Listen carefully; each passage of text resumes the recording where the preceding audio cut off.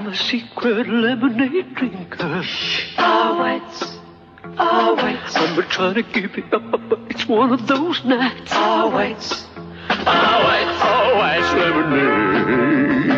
I'm a secret lemonade drinker. Always lemonade. Always lemonade. Always lemonade. Well, I did that wrong, didn't I? Hello, everyone! That's what you get for rushing. Great thing, John, how you doing? Who was that and who wrote it? Yeah. Was got it wrong, by the way. You got it wrong. Right. I knew who it was. I'm musical genius, Morpo. I'm the music. You're the film buff. I'm the music guy. I'm not a puff. Good evening, everybody. How are we all? I'm dressed like a puff. Look how puffy I am. No, you're that artsy. You can get. Look, I'm well matching. I've matched everything like a weirdo. Look at me. You've got cushions. Yeah. They're nice. Pink used to be considered a tough man's colour right back in day, and then somebody turned around and said, "No, pink's for gays." Salmon. It's salmon, isn't it? It's also £3 from charity shop. Charity shop, mate. You still do good quality shopping at the charity shop. Oh, fantastic, mate. I love it. I love a good read. Right, so sorry. Yeah, we're a little bit late because I really enjoyed doing stuff. I don't know how far we'll get because I've got so much stuff, but I cocked it all up. I started doing these montages of all this stuff, and I thought, it's well good this. And I got up to my third one, and then I thought, oh no, last time we did this, we got switched off. So I wasted 3 days doing that. Good evening, Mick H. Preparation, like me. You only had to do one thing, which is music, and I bet you've got about 5 questions. It's all in my head. I don't need to do anything. Well, then that's not proof that it's true, then. We just had a quiz on with the Rainbow, and you got it wrong. Because you said that Graham Bonnet only did 1 album, and I proved you wrong, and he said he did 2. So what do you feel about that, Sati? I wasn't Graham Bonnet. I wasn't Graham Bonnet. Now, I always do that, and nobody ever says that. You know, like when you what's the other word for when you're on it? What's that like? On it like a car, but no, it's on it like a car bonnet. Yeah, but I go, I'm Graham Bonnet. Nobody goes, what do you mean you're Graham Bonnet? Nobody's ever said, oh, do you mean Graham Bonnet from Rainbow? I just say it and people just go, what the fuck's he on about? You ready? I'm Graham Bonnet. So you mean you got it wrong? It had to be said, the Oregon State Highway Division not only had a... Why did you do that? You stupid thing. I was just checking that something were working all right, and then it came up. I'm a bit new to this. It'll get better, I promise. So tonight, everybody, 3 of you, we're going to be doing the most in-depth breakdown of the 70s. It's everything that goes on in the 70s. We're going to see how far we get. I don't think we'll get that far because there's a lot of stuff. So we're going to go through all the important things. It's going to break the internet one. This will break the internet. It will. It really will. This is the one. This is the one that's going to get our channel going. I feel it this time. Can you feel it? You better do it, bro. Yeah. We got to keep trying, and by that means you people have got to like and subscribe. Can't believe we did that. We never ever do that, do we? We always forget. We got Jesus wanting to like and subscribe and tell his dad. Do you think it makes? Do you think that's why we're failing? No, it's because we're shit. When people say it annoys me. When people say, "Oh, and don't forget to like and subscribe," I don't know why. I feel like unsubscribing when they say it. I hate it. I hate it. And don't forget I to give us do. a little clap. I can't be doing it. No, no. I always Yeah. feel really. It's needy, isn't it? It's like going around I with tell your you cap, what, I have innit? noticed though. I have noticed in analytics or whatever it's called that 60% of people watch this, but they don't actually subscribe. So if you could subscribe, that's what they say as well. But I'm not saying it, by the way. I have no idea. It's a good way. It's a good way of arse looking around it, isn't it? You know, I was just looking at blah blah fucking blah. We shouldn't swear as well. We can fuck off. Oh, That we're definitely all right. doesn't help. No, we're 7 seconds in, so as long as I didn't lose my temper with technology, we should be all right. All right. Right, so I've put the link up if anybody'd like to come on and share a few memories of the 70s. I don't know how many of you there were alive in the 70s. Steve was a 60s child. I was born in 1970. You know, it made me think, like, you know, I remember, like, the tail end of the 60s. You know, it's different for you, like, innit? I had a lot of hope for the 70s. Did you, Steve? I remember looking at the moon thinking, my God, we've fucking landed on the moon. What is the 70s going to be like? What were it like, Steve, when watching that moon landing? What were it like? I mean, what did you think about your future? Did you think about your future? Did you think about the world? Did you think humanity will be brought together and at last we can see that there's a bigger picture? Or did you think, no, the silly bastards will keep killing each other in the name of stupid gods? No, I thought, I actually remember saying to me, mate, by the 70s, we'll be in Mars. Well, were you not sat in your own? Were you not sat in your own shit when they landed on the moons? Yeah, I am now. Nothing's changed. I found an old school report from Moorhead, not Plattgate, and it was actually art. And I might show it again. That Stephen always has to be a buffoon. That's about right. I really liked it. I was right chuffed about it. Yeah, that was my role at school. I was the clown idiot. That I just it was just we were learning a craft, Steve, weren't we? We were learning a craft. Anyway, so there you go. So let's get this here show on the road.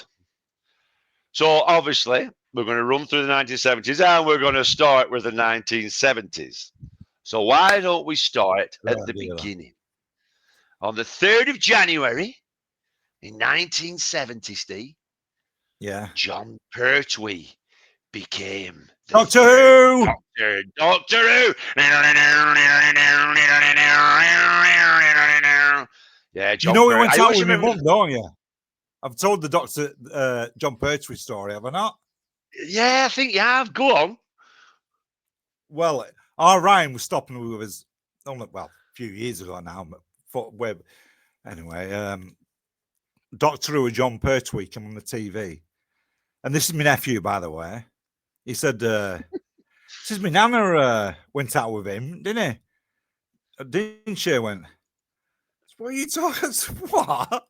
So yeah, my nana went out with Doctor Who. I said, where have you got that from? Because as far as I know, my mum has only had it off for my dad. And but I don't think. Anyway, so I rang up my sister. I said, Ryan's absolutely convinced that my mum went out with John Pertwee, Doctor Who. He said, oh, yeah, he did. She did. So my nana and granddad had a B&B at Southport near the theatre. And when my mum, I was just about 17 or something, they just went out for a meal. If John Pertwee went like that, smell that with my... No.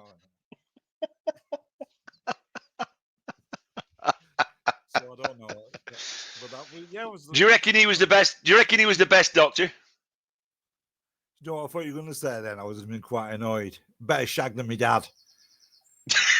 I wish I'd have thought of that because I'd have said it. I didn't think that, by the way. I just fucking say stupid things I can't help myself. Oh, that came up today. What's it called? My Tourette show when I got Tourette's. That popped up today on the feed. What's John say? What? No, at time I could have got my dad with some goodness. Yeah. On one you of might- mine, it says, I find it hard to You believe might- John lives in a post office and spends half the lessons walking around looking for a pen or a pencil. That's John's skill report. On one of mine, it says, it's hard to believe John lives in a post office. He spends half the lesson walking around for a pen or a pencil. Yeah, That's a good one. Wow. Hey? Oh, yeah, you Forgot had a about post that. office, You didn't said you? the At post office, Lango, John. didn't you? Yeah, that's right. Yeah. So let's have a look then. So Me? on the 5th of January, a question of Me? sport Whoa, what are aired you for on the about? first. I've never lived in a post. What was that shop you had in Lango? It was The shop a in flower Lango? shop and a fruit shop and hardware. Oh, It I wasn't a thought post it was office. a thing. I thought it was. Anyway, interrupted me fact then. Question of sport Sorry. aired for the first time go on on the then. 5th of January in 1970. Who I can't remember that. I haven't looked into that. But who would have been the host? Would it have been him? Sorry, what's the question? What's the question? It's not a question. All right, sorry. Repeat This it is it. then. What did you? None of What us do you? heard What do you think? Yeah, everybody did apart from you. So what do you think I just said? Don't make me say something ridiculous. Something about question. Right, are you ready? I thought you said who was the presenter of Question of Sport. I was asking that later on. Oh, I went all gay then. Oh, I was was asking ya? that before.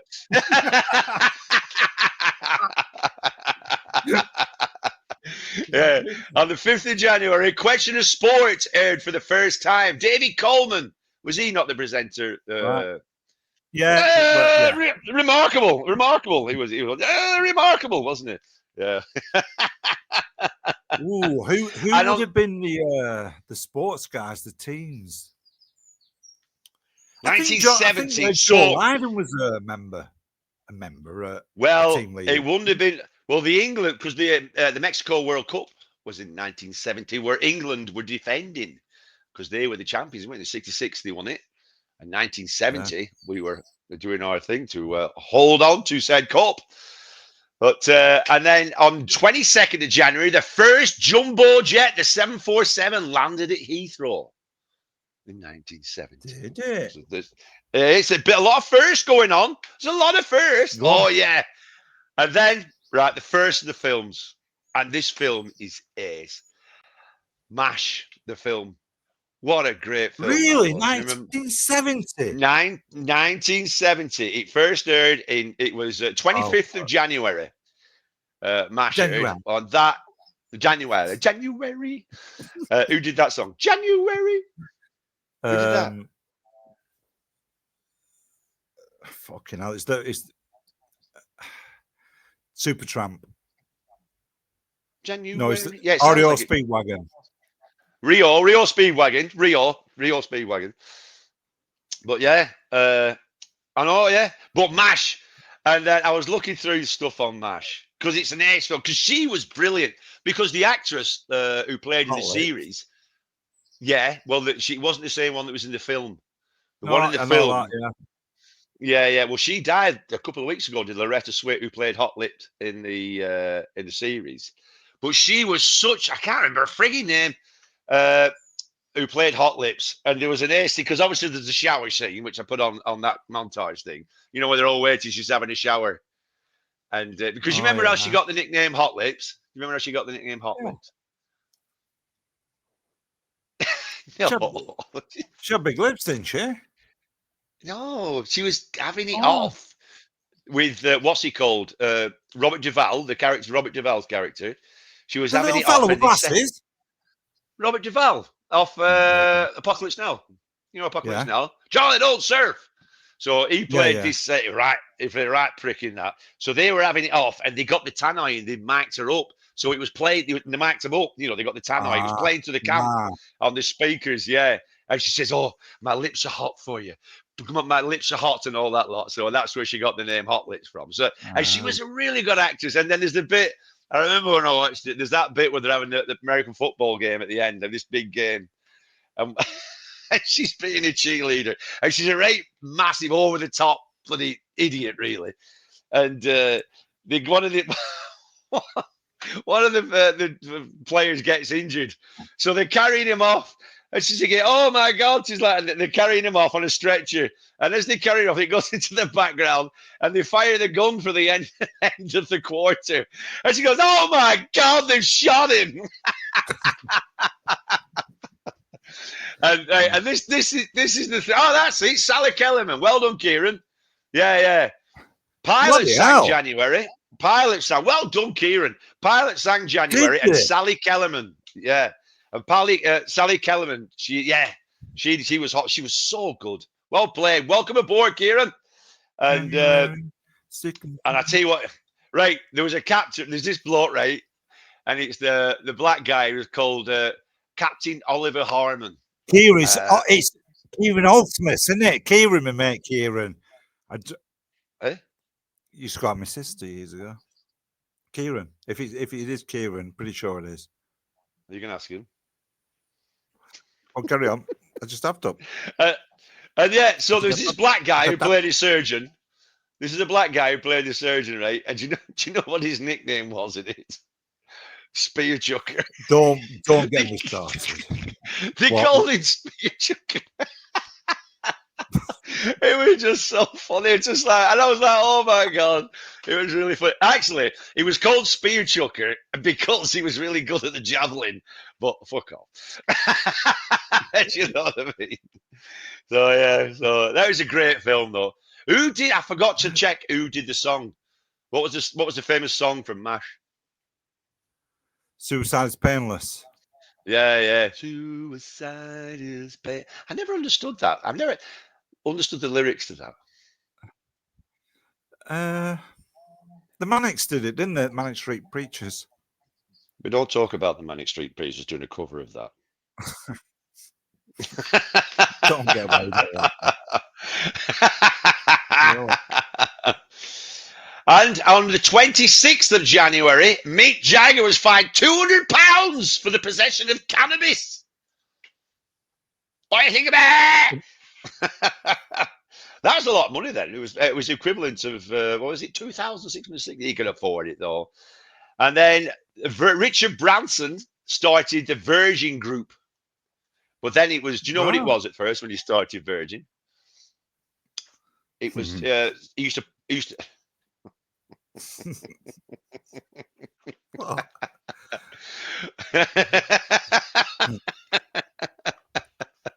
I'll give over.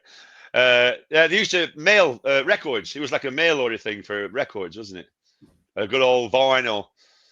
John says, I think Ray Reardon was team captain. I think he was actually. You know, to the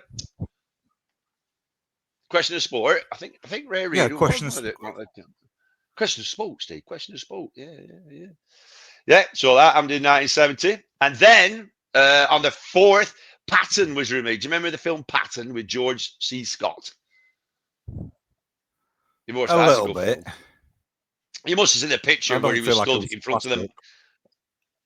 Patton, that's a proper classic Patton. It's really good. That's really it. So that classic speech, no bastard ever won a war by dying for his country. He won it by making the other poor dumb bastard die for his country. That's what Patton actually said. That's a great film, is Patton. Yeah. So there you go with that.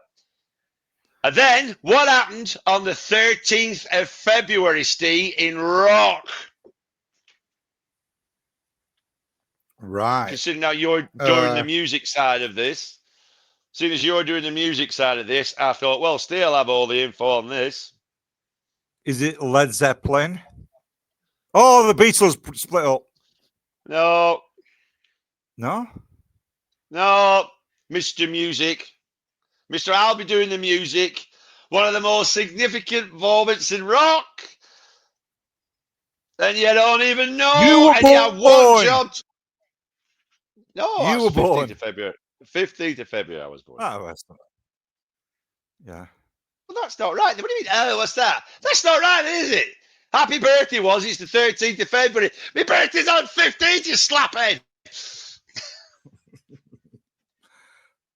Go on, give us a clue. Give us and the community a clue. You're supposed to be the music man. Why have you not researched this? And no, John's put ABBA's first album. No, it was somebody else's first album. Black Sabbath. No. Black Sabbath's first album was released on the Yes. 13th of February. Fuck off, you shit bastard. You had one job, do I got music, it. and you didn't even know that. You didn't get Well, it. I did. That's why I said it. Well, you didn't. You said because Beatles broke up. You went through everything they that broke happened up in in 1970, 1970 didn't they? apart from them. You shit bastard. Oh, Ask me what date the Beatles broke up. I know what date the Beatles broke up, but that's not till later on in 1970. Have you got any things for 1970 while I'm heading on It's through it? all up there. Oh, here we fucking go. You're a lazy bastard. And the first airport film was, you remember the airport films? That was released on February in 1970. You know, the disaster movies? Because, No oh way. my God, the 1970s, right, going all the way through it, it's full 1970 of, was aeroplane. no, airport. Listen to people speaking. You know the airport films, the disaster movies, where they play, not the comedy ones. Oh, That was right now, made. yeah. Yeah, the very first one of them. Yeah, the first one was 1970. It wasn't aeroplane. It was called Airport. Unbelievable. I'll have you know. You think you get better. And then on the 6th of March, an outbreak of rabies happened in Suffolk. Fucking Brilliant. rabies. Yeah, I know.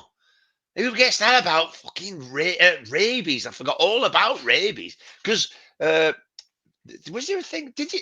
No, you got. That's right. You didn't have an inoculation for rabies, did they? You just got rabies shots, didn't you? If you got you still, like now, if you're in Cambodia or Thailand, if you get bit by a dog, go and get the shot. Because really? Is it bad? Yeah, it's bad. Well, no, when I say it's bad, it's known as if you get bit by a stray dog is going a bit fucking funny, especially if he's getting because a lot of them are injected, but everybody says fucking know whatever you do, because you know if you leave it a few days and you've got rabies, but you've left it too long, you're probably going to fucking die. I don't know if that's true. This is one of them things if you end up looking into it, go, well, that's a lot of bollocks, but. What happens if you get rabies? Do you go mental if you get rabies first? You know, like and all that, or you just die? I think you just get really ill, and I think it's the dogs that go mental. Die. I'm not sure. You know, like Cujo. Do you remember Cujo?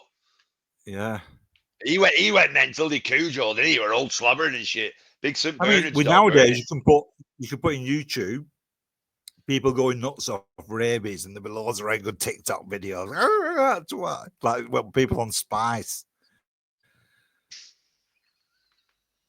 Possibly. Have you seen that one on one of them with Captain Jack Sparrow when he's walking through? He's got all dreads and all that, hasn't he? Hey, Salvador Dali's here. How do Salvador? It's Salvador Marley, not Darley. Salvador Dali's dead. Hey, when did Freddie and the Dreamers break up? What song did Freddie and the Dreamers do? They were there. Does anybody care? No, but I remember that one. They were doing a song. They were them. And they, yeah. Oh, it's one of them, weren't it? And they were old. Oh God, they were How do you do what you do? What you do to me? That's the one. That's the one. Yeah, that's the one. Because they were a Buddy Holly ripoff, weren't they? That's right. Yeah, they were a proper. Yeah. Some shots in Cujo are of a man dressed up as a dog. No way. I've got to get clips of that then, John, when it gets to that year when Cujo. A man dressed up as a dog, really? That's proper funny, that. Oh, dear me. So what happened, Steve, on the 10th of April in 1970? Tell us, Steve. Well, gives a little bit of a clue. You can't just say a random date and say what happened then. It's a very significant date in musical history. Oh, in musical? Well, I'll know this time. What? Say it. Well, the date again. Exactly what? Isn't it? It's like what was the date? 10th. What was 10th of April? 10th. It was a Tuesday. All right. Here we go. Oh yeah. Oh, I'm getting you. Yeah, that's right. Is there a pedo? And is there a non? I'm getting the word nonce. Right, so you've done the It's plot. true. Freddie might still be singing. Freddie might still be singing. Is he not dead, Freddie the Dreamer? The Beatles broke up. No.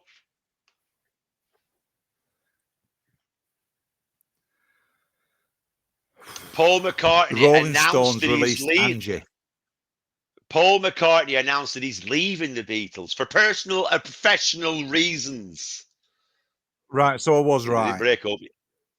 No, because they hadn't broke Yeah. up. He'd left, but they haven't broke up then.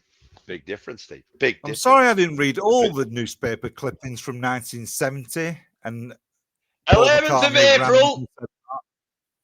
11th of April. Apollo 13 was launched. What do we know about Apollo 13? Oh. Houston, we have a problem. Houston, we have a problem. That was the very one. That'd be well scary. I've thought about that because there's lots of spaceship stuff that went on all back then. Obviously, everybody's all fucking off and all that lot. But imagine that you're in. They still did more after that, even not that. Oh yeah, calamity. yeah. No. Oh, did they? Mick Standish thinking, look at these idiots. They're off again. Oh dear, Mick. Well, Mick won't be watching us. Or maybe he will. They like to get mad at things, don't they? Yeah. What else happened? Oh, yeah. The 15th of June, Charles Manson went on trial for the murders. Good evening. How do, Andy? How you going, pal? Welcome aboard. Good evening. Good evening. What time do you call this, Mr. Lomax? 28 minutes late. I should be seeing you after class.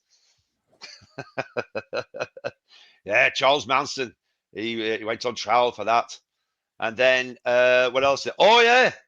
And on the 13th of June. So, what was the Beatles' 20th and final single to reach number one? Was but it wasn't released in the UK. Right. It's weird that me doing musical questions and you not. No, he's not. No, he says. Is Freddie still here? Freddie's still here. Bloody hell. Love me do. Love me do. That was one of the first ones, John. I think he's joking. No.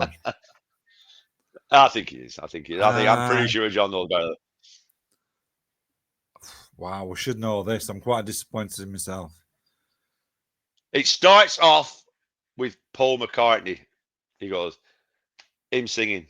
Well, it's on the same time as he plays a chord on the piano and then he sings. And it all starts off with that. So it's not a musical thing. No. Bit. Oh, no, that's Paul McCartney, isn't it? The long and winding road. Boop, boop, boop, boop, boop. That was the last single. Hey Jude, na na na na na na na na na na na. It wasn't Hey Jude. No, don't do nothing about the Beatles. You don't like the Beatles, John? He's still punking, isn't he? Still punking. That's why Johnny's still on it. Oh, I love the Beatles. Beatles dead good. I've got a lot of their albums on vinyl now. And then, as we were saying, bit overrated. Who? Beatles? Possibly. Are you actually saying that to be one of those? Controversial. Yeah. Is that why you're saying it? Commonly known as a prick. Yeah. And then, as I said, the FIFA World Cup in 1970, England played West Germany. They played West Germany. Let's stick it to the Krauts one more time and let's show them that it wasn't a bloody fake. Yeah, shiza fuckers. Yeah, they beat us 3-2. We got knocked out at World Cup. So well done, chaps. And then we can anyway, let's not go there with football. So then, now then, have you ever heard of the Babes in the Woods murders? Yeah. Does that ring a bell to you? Yeah, yeah. Yeah, Babes in The the Wood. body. Yeah, 17th of June. The bodies of 2 children are found buried in shallow graves in Waltham Abbey, and it There's comes some with it. Yeah, films and the based on remains. it. There probably is because it's still it remained unsolved until a confession in 1998. So what happened? Do you Really? think? I Don't haven't know. looked into all that. I haven't had time, but do you reckon he just went, "Fuck it"? So you could just come with Anyway. half a story. Yeah, yeah. I've got lots of half stories. And Big then it's the different by rain. me. Nothing. Shut up, you fucking dick. And then Kelly's Heroes. Kelly's Heroes was released Ellie, in June don't be a 23rd. hero. Oh, what a top film, Kelly's Heroes. That is I don't such think a I've seen fucking... it. I don't think I've seen it. I don't think I've seen it. Show us the clip. I can't show you a clip because I'll get kicked off the fucking air. With the fucking Nazis, they'll be kicking us all off the air. There you go And again then, with those negative waves. there you go again with those negative waves. Why can't you dig how beautiful it is out here? Why don't you say something righteous and hopeful for a change, Steve? Instead of we're all going to die. That was not Phil Lopez. Oh, John says, I think there was an Enid Blyton book called Babes in the Wood. Oh, that makes sense because women love writing about death, don't they? They just love it. Yeah, yeah. Yeah, I don't know about that. Yeah, but I feel like it was a play. I keep thinking, no, what is it not? I'm getting mixed up. Do you know, like a bloody ballet thing? Is it not something like that? That's not going to be good for a ballet. It's not going to be a good ballet number, that is it? Yeah. I can't see 2 kids being murdered and buried in a wood being very good, being represented by the medium of dance. So yeah, so I can't really see that working too well. Yeah, and on the film, you know that what's he called? On Kelly's Heroes, what's he called? Donald Sutherland. He was really fucking ill. He had spinal meningitis, and he went into a fucking coma just before that. Because if you see him, he's really fucking really thin and Well, he gaunt had and it everything. before. He was recovering from it. No, yeah, they went over to film it, and he got it there, and he was fucking really fucking ill. Yeah, yeah, and that's a top film. Had it, hasn't he? Oh, I don't know, is it? What, spinal meningitis? I feel like I met somebody that was either on the plane with him or he was in somewhere in Dubai or something like that. Yeah, I can't think who's told me this story, but he was going to possibly Dubai, and on the way there, he said, "Don't feel so good," blah blah blah. Anyway, he said he had meningitis and he was like ill as fuck. Okay, now. By the way, I'm wearing shades not to be cool. These are actually glasses with the shady glasses. Just coincidentally, I look cool. Shady glasses doesn't sound right, does it? Sounds like it's for people in a bit of tit, does that, Steve, doesn't it? Oh, John says maybe the Babe in the Woods was a pantomime. Oh, no, it wasn't. Set you up perfectly then. You're very slow there, Steve. Very, very slow there. What was that? What was what? I don't know, but there's something behind me. Hey? I thought there was something behind me. I don't know. Moving on. You? All right, have you There's done something behind you. Remember that in the pantomime? Oh, behind you! Yeah. Behind you. Behind you, wasn't it? That's what it was, yeah. Behind you. Yeah, and the pillar could be up and down, all going, looking obviously the wrong way, and then we go, no, there, it's behind you. We're brilliant. We're brilliant. Whoever thought of that? Oh, dear me. I've not been to a pantomime. Oh, that's it. Yep. I went to watch Jimmy Cricket. It was really funny at Southport when our Kimberley was a kid. I took, Kimberley and our Danny, a few of them. And it was Yeah. well fun, really funny, Jimmy Cricket. You know, he threw some in for the older people and stuff like, you know, we could get it. But he was Wasn't he? surprisingly He was very one with well. the. He was the one with Left the and wellies, right as weren't he? well as. Left and Yeah, right. yeah. Yeah, that's the one. Oh, dear me. I'm just looking for something there. What else? Let's have a look. We must be doing advertisement now. We're not for No, sponsors. no, we're only into June. We haven't All even right, done. okay. Do you remember the film? Do you remember the film? Now, this was an ace film. I always remember this back when I first watched it when I was a kid babysitting. Do you remember Catch 22? You don't remember Catch 22? It was. It rings a bell, but I wouldn't. There was a really ace bizarre scene. I remember. Yeah, it was a famous book in the a famous novel. Oh yeah. But it was there was one scene where it's like a second. Well, basically, what it is they're all these bomber crews, and they're over in Italy and all that. And they're doing all bombing, and you have to do like something like 28 missions or something like that. And they kept upping the missions how many times. Once you did like 28 missions or something like that, then you had to then you could quit and go back home. But they kept upping it all the time. So he kept trying to do all these fucking ways of getting out of fucking having to do the bombing runs and all that lot.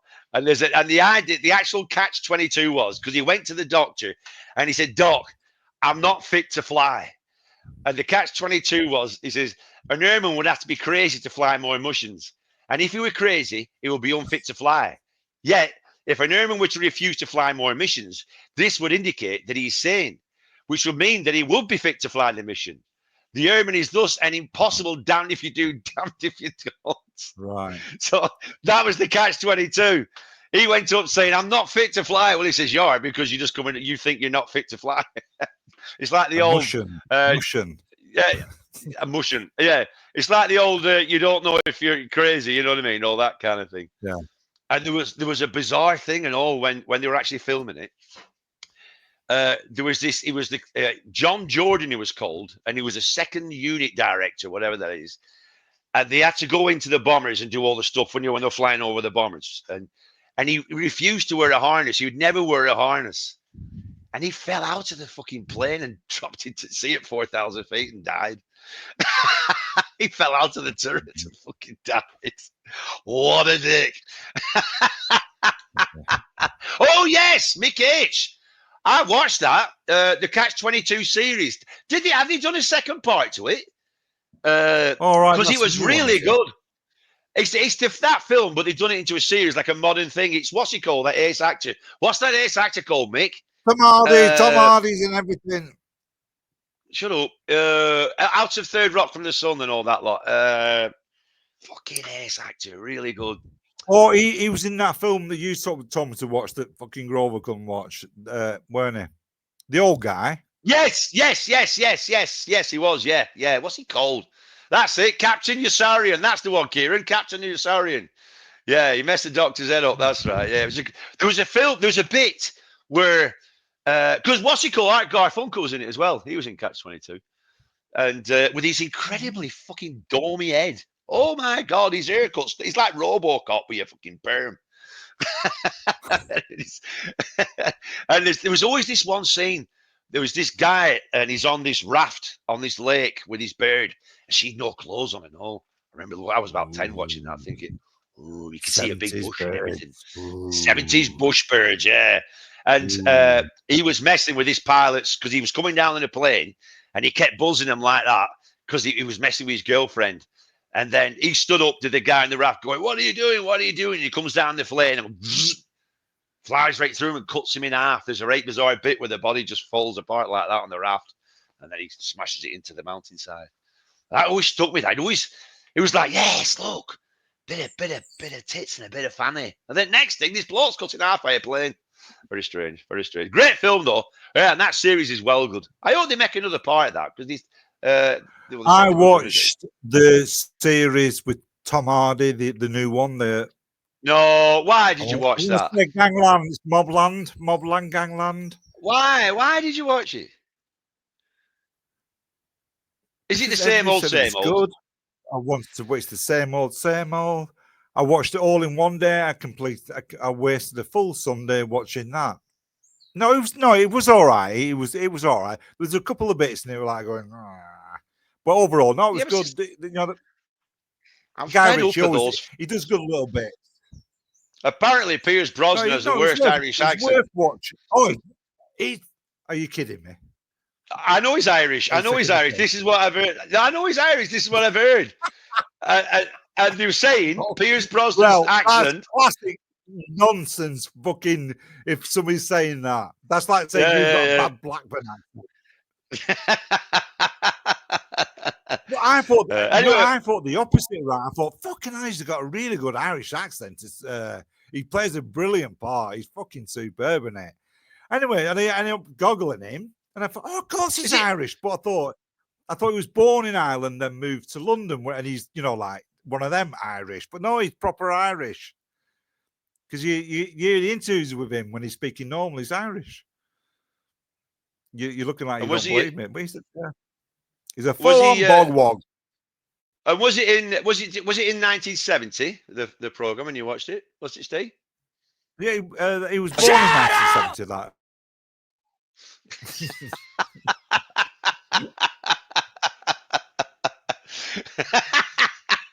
Oh, that worked very well, didn't it? Right, so 26th to the 31st of August. See what happened on the music scene in England. That was the Isle of Wight Festival. Isle of Wight Festival, that's the one. Yeah. Get in! Fucking you got one right. Well done.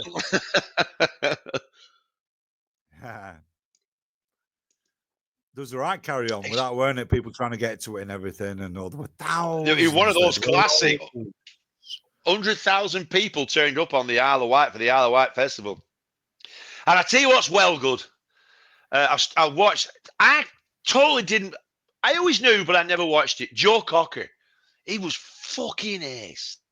Yeah, he was so good when he does that. Because there's one. Do you know when he does the obvious "Get by with a little" for my friends? Yeah. And his band does that right shit backing side because you're going, all the time. You know, and there's one show that they did in America, and they had all these blackbirds and all these proper singers, backing singers doing it, and he's fucking well good. Wailing, yeah. Oh, really, really good. And he did another ace song as well. Is It Feeling All Right or something like that? He's fucking well good. It's a very good performance on it. He's so good, he's Joe Cocker. And what I like about him the best as well is that, you know, he looks like a spaz when he's singing. And I love that he doesn't give a fuck because he doesn't look cool. He doesn't look anything like that. He's just so. Isn't he? No, he's not a spaz. No, he's got that injury thing going on. He's spastica autistica. He's spastica autistica. Yeah. No, he's not. He's just a weirdo. No, the spastic's a weirdo, by the way. No, there's nothing wrong with spazzes. Jethro Tull, well good. Ian Anderson, is he? He wasn't from Mackie, was he? He was in from Yes, he was from Mackie, weren't it? Where's Jethro Tull from? He's from Blackpool, I think is he Blackpool? That's it. He's from Blackpool. Yeah, or is it Fleetwood? Anyway, one of them. Anyway, but yeah, 100,000 people turned up for that. Who played there? Jimi Hendrix, the Doors, Chicago. They played. Excuse me. And then and Jethro Tull. Yeah. And then the first one. This happened all the time. Fucking hijacking planes all the fucking time. There's so much went on with all. You know, didn't happen. I'm just speaking up for Mick. It didn't happen. Right? Yeah, it's so bad. And one thing that features so much, you know, like in the 70s, well, obviously we think of it like, you know, as we were kids, obviously, you know what I mean? And it was ace, weren't it? Everything was well aired. There was so much fucking shit going on in the world with everything. With fucking everybody's killing everybody to fuck. All staying with all like Israel and all. They were still doing it. Well, they were doing it all back then. Fucking, you wouldn't believe how many plane crashes there were. And fucking hijacking, help-time hijackings. Oh, I'd stopped doing it. I thought, I can't keep doing these because it's just going to bring everybody down. But I wonder how different it would be with today's technology in say the early 70s. Imagine like we all social media, how obviously it blows everything out and everything's fucking so negative and horrible. Oh, drives me crazy. So if times were possibly even harder then, what would have been like times were super doom and gloom? Yeah, Like I said, yeah. we were kids. I mean, we didn't feel it. We were just kids, weren't no, we didn't know anything. I was so gobsmacked when I was going through all the years. And I was like, fucking hell. It was the plane crashes, fucking all time. And earthquakes. There's earthquakes and fucking natural disasters all over the fucking show.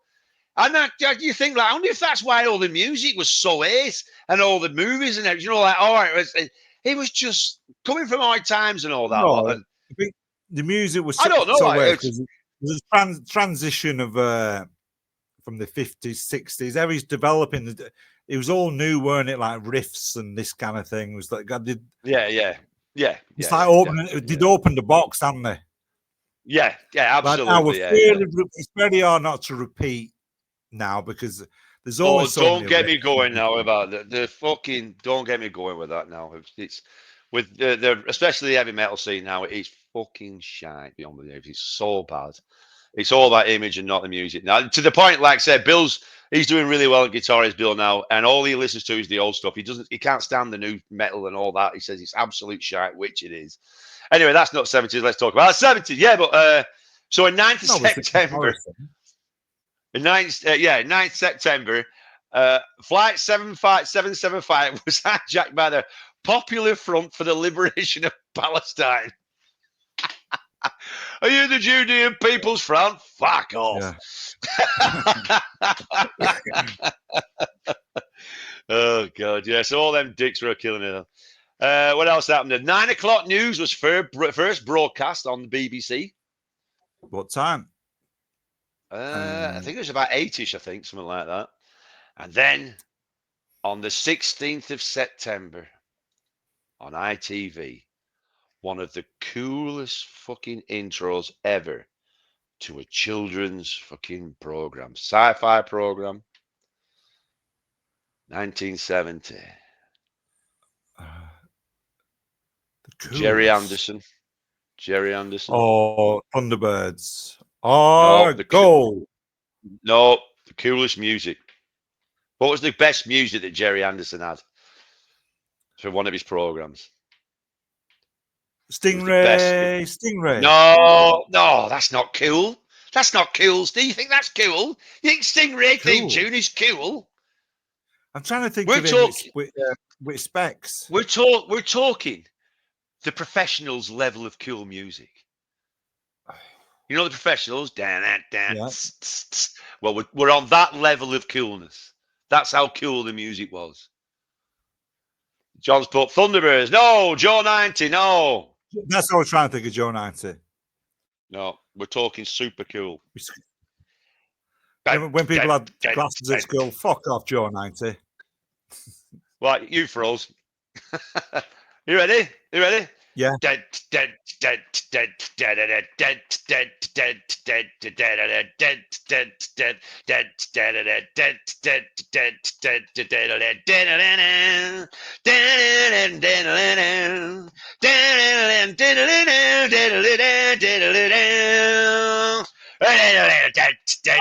XL5. Is he fuck Fireball XL5? Look at you just reading what's in chat because you shit. Come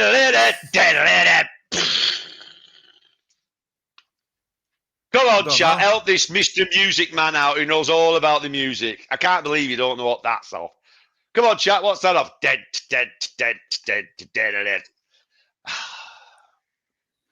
Sounds like James Bond. Well, you know what I mean? It does, because it's that cool.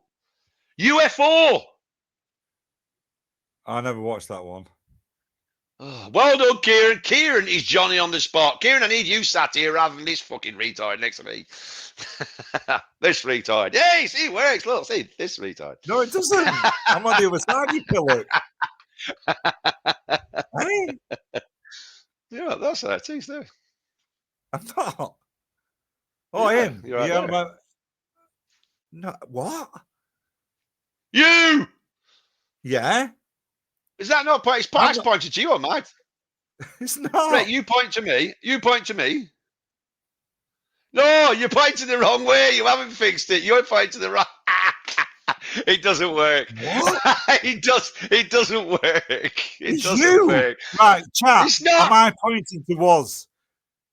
And your was is pointing that way. Steve, you're not Chat, pointing to me. Well, we'll see. We'll see. We'll see who's right. All right, wrong then here. Czechoslovakia, Hong Kong. My eyes work. I can see what you're fucking pointing. It doesn't John, work. who's It doesn't pointing work. right? That prick. Or That when you prick. point to me, there you go. I'm trying to find out. It is. It doesn't work. You've cocked it all up. Right. You're rubbish. You have cocked it up. You have cocked it up. You'll see. Watch the replay, and you'll go, "All right. I thought that did it." It doesn't. It doesn't work, Steve. You're still pointing the wrong way. And the first Hanna-Barbera, what first started in 1970? Fucking hell. Wait a minute. I think you're right. Never mind about that. Hanna-Barbera. What was Hanna-Barbera? What cartoon started in 1970? Oh no! Fucking, I've got that. Top Cat. Nope. There you go. You're both pointing opposite, lads. Exactly. He said he fixed it, and he hasn't. Well, I can see it like that. I can see it like that, but obviously it's not working like that. Oh, right. Yogi Bear, no, it wasn't. Yeah. It works for us, but not on the screen. Yeah. Yogi Bear, no, it wasn't Yogi Bear. I can't give much of a clue, actually. I was going to say Scooby Doo. Scooby Doo, yeah. I remember watching a thing about it, and they were doing it all. They didn't have Scooby Doo. They had all the characters going on, but not Scooby Doo, and it were all shit and everything until they got the dog in. What?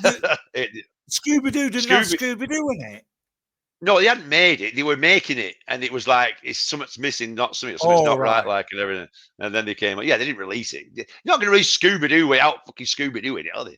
So it was like a 60s crime group of kids that blah blah, and they didn't have the main character. Yeah, that's it. They were looking for it. Yeah, and also, is that true? Is that true? Scooby Dooby Doo for the. I don't know. It's supposed to be true. That's what they got there. Scooby Dooby Doo. Dooby Doo. It's impossible. I guess so. I guess it could have come from there. I think also, the Pink Panther.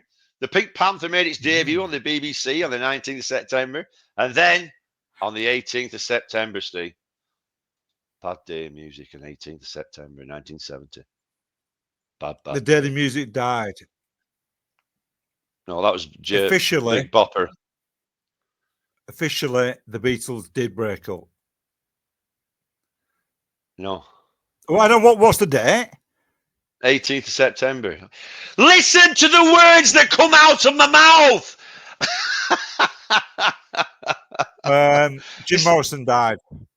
Nope. That was December anyway, I think. Jimi Hendrix died. Come on, chat. Jimi Hendrix died on the 18th of September.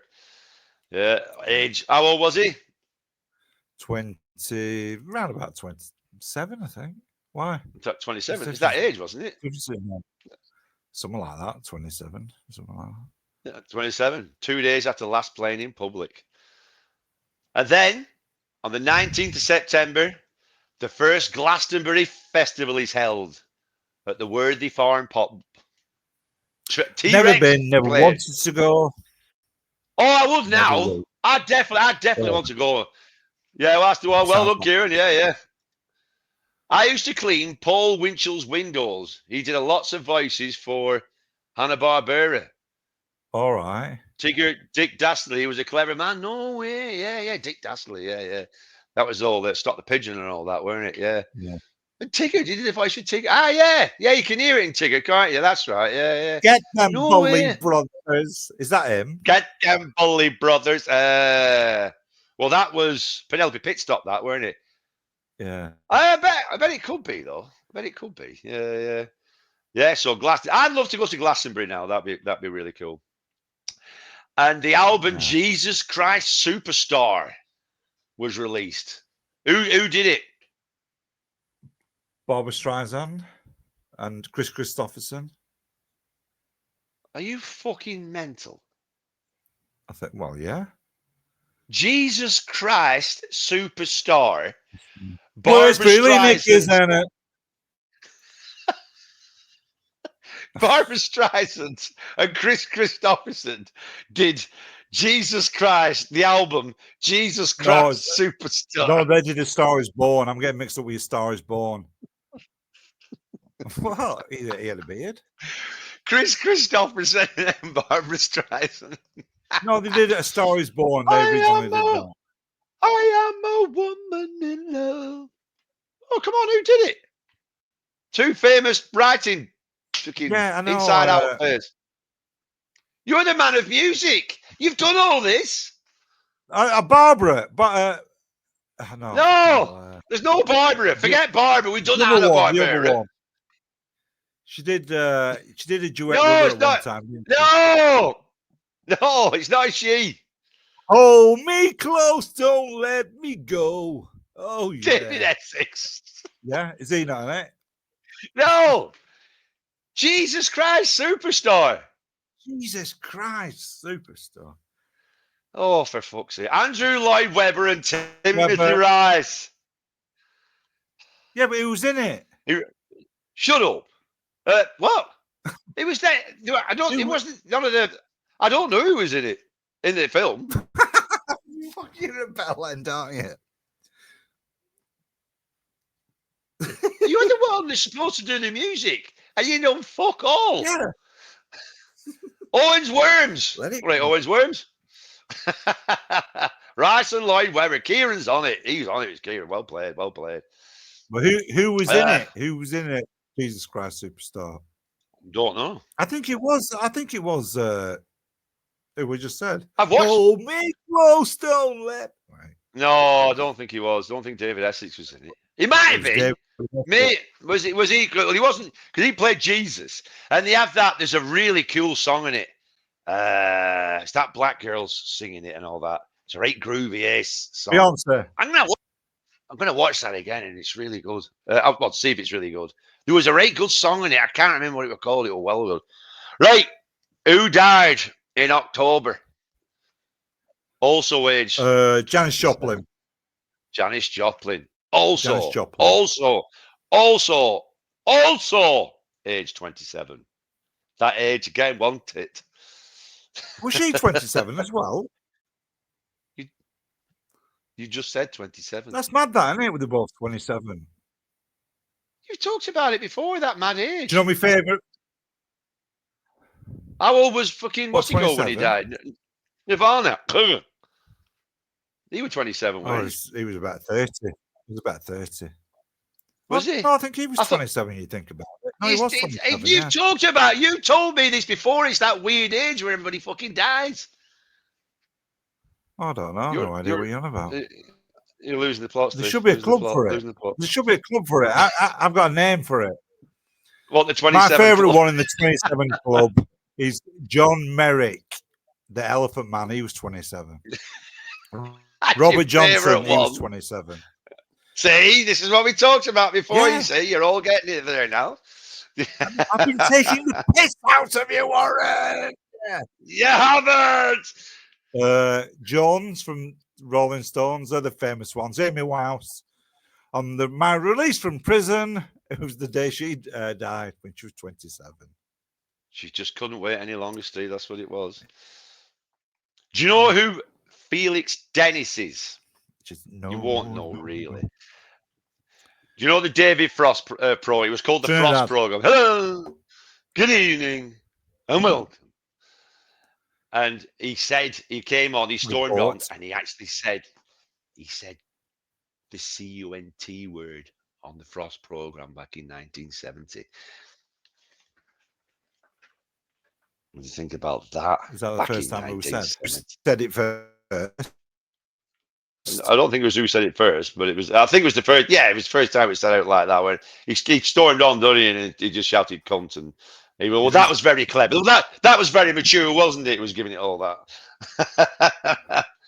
8th of November, the first episode of a long-running comedy sketch show. There was a Tim in it. Porridge. There was a Graham in it. There was a Tim in it. There was a Graham in it, and there was a Bill in it. The goodies. The goodies. The goodies. Goody, goody, yum, yum. Goody, goody, yum, yum. I used to love the goodies. The goodies were it. Yeah, I remember when the goodies was on. I think it might have been Top of the Pops or Emmerdale or something shit like that was on at the same time. And I remember the girls, my sisters, dragging me away from the TV and switching it over like a little bastard I am. And in the end, I would cry my eyes out like, I'm sick of it. Oh, the only thing I want to watch is the good, isn't it? You know, like, and so I must have been really young. But I remember my mum saying, "Right, we'll take you to Andrew Carter's down Rosalie Drive where we lived," knocking on the door. You know, his mother was like a bit older and stuff. I don't want to bother you, but can Stephen watch the goodies at your house because his sisters are up there all battering him and that? Yeah, I was abused as a child over the goodies.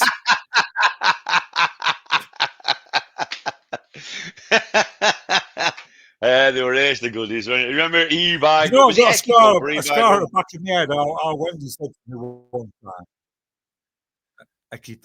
I've got a scar on the back of my head.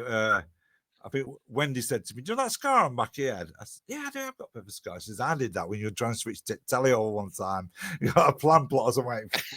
Fuck, God, you little bastard. I was abused.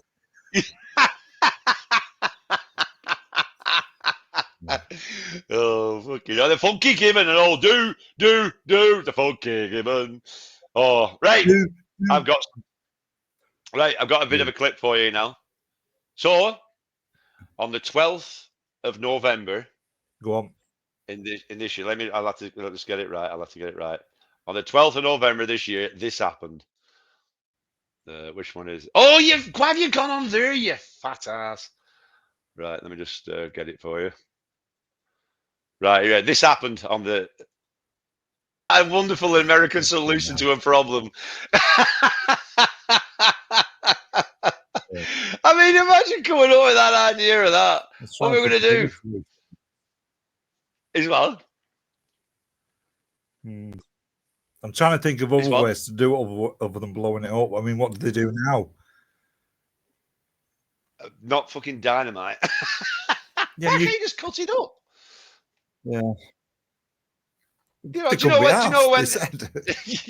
Yeah. Because you know when they get all those whaling ships and they get a whale and drag it in and cut it all up and do all that. I know. Do you know when you want to do something, you know, it'll be a lot of fun. Yeah, I know. Yeah.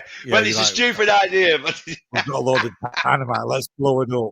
No, it'd be easy to cut it up. Nah, I can't be arsed. Let's blow it up. Let's blow it up. Let's blow it up. No, but we can do this. Let's blow it up. Let's blow it up. I'll get TV people around. We'll fucking blow it up. That was fucking well funny when I saw that. Seagulls were in the shop pinching frazzles.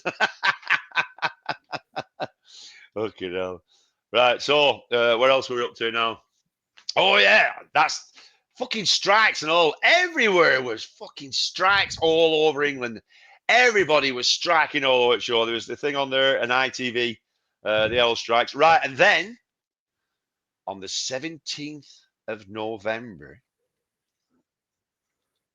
a very important thing happened to newspapers on a certain page. Not all newspapers. Tits! Yay! You can't beat that, can you? Yeah, page 3 first started in 1970. And the very first girl was called, was she called Stephanie Kahn? I think she was called Stephanie Kahn, was it? Where are and there she is. Here we have Stephanie, she's a 12-year-old from Birmingham. There you go. That was the very first page 3. She's very nice, isn't she? Yeah. Yes, Jugs. You can't beat that, can you? Yeah. So, Stephanie Kahn. Yeah, there she was. She was very lovely. Screen Test, that came on. You remember Screen Test? I used to really like Screen Test. Remember that with Yeah. John. yeah, John yeah, it was a John. Knox. No. No, Not John that was Knox. Blue Peter. That was Blue John. Peter, that weren't it? John Knox. Yeah. No, it was. He did his own show as well. John Craven's News Round. No, it wasn't John Craven. Was it John Craven? No, Yeah, it was. No, it wasn't. Not Screen Test. No. It was a guy that kind of looked like John Craven, but it wasn't him. Oh, I should have get his name, but there's too much anyway.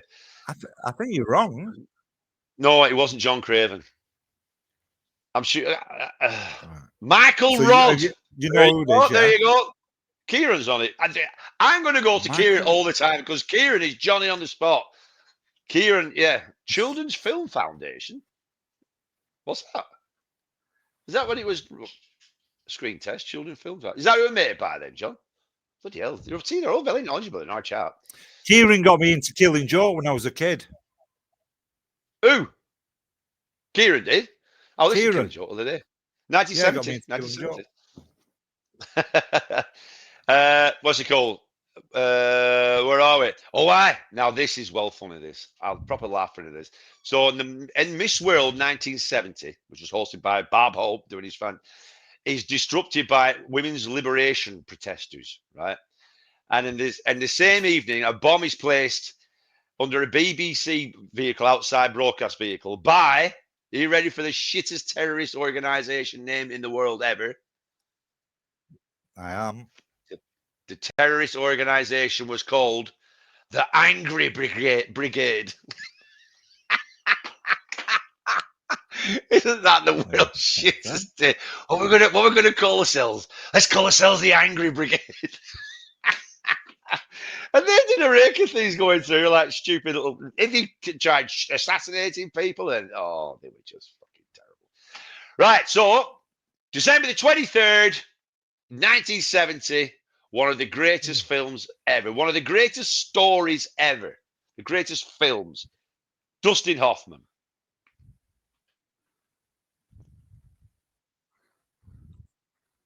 It's a fantastic fucking story. Little Big Man. The Little Big Man. What a film that is. That is so good, that film. The story in that, how it starts off, how he gets kidnapped when he's a little kid with Indians, and then he had his sister. And then he's always back and forth between the Indians. He goes from the Indians, and then he goes back, and then his sister, because she's she always wanted to get raped and stuff, but they never did. I've never watched it fully. I've only seen the clips. Wow. So you've been watching fucking shit like Mobland all Sunday afternoon, and you've never seen The Little Big Man? It's a fucking brilliant story. It's so good. And what's he called? The bit where she teaches him how to shoot. When she teaches him how to shoot, you got to go, snake eyes. And he goes like that when she's throwing it. And he's fucking ace. And then there's a bit where... it's the same engine out of Josie Wales, isn't it? Josie Wales, yeah. He's brilliant, yeah. Because he's so good. I one of the clips that I put on where he has the scalp. And the man who I got this scalp off, he's bald on the other side because I have his hair. And he thinks it's his. And what else was it? No, he's actually a Pakistani. He's not even American.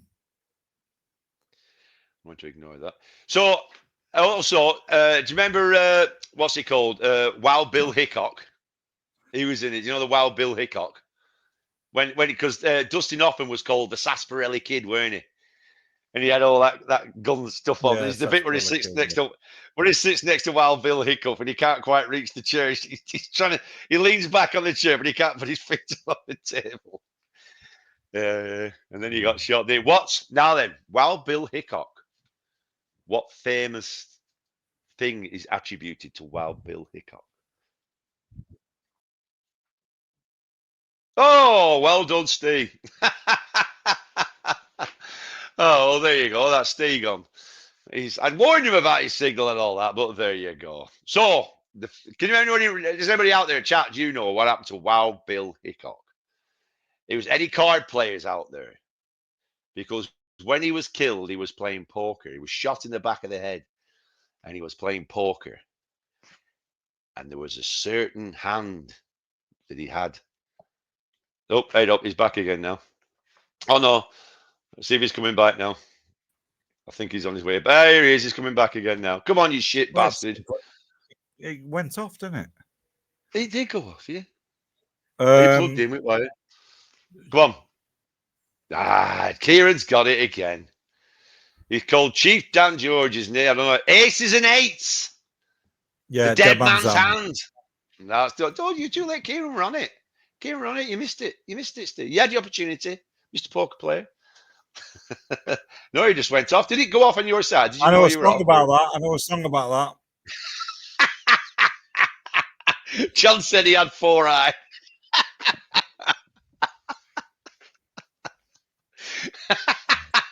Well played, John. Going for a piss. Hey? You got something to play? Well, go for a wee. Well, no, wait, when we get to the end of the year, we just got a couple of things now. All right, and all that lot. There's not too much. Oh, yeah, that's right. December 28th, the Beatles music comedy film A Hard Day's Night was released. And on 31st of December, Paul McCartney files a lawsuit against the other members of the Beatles to dissolve their partnership, effectively ending the band. Ending the Beatles. Then that was it. The end of the Beatles. So there you go. Like I said, not quite. Right, we're going to take a quick short break and we'll be back after these messages.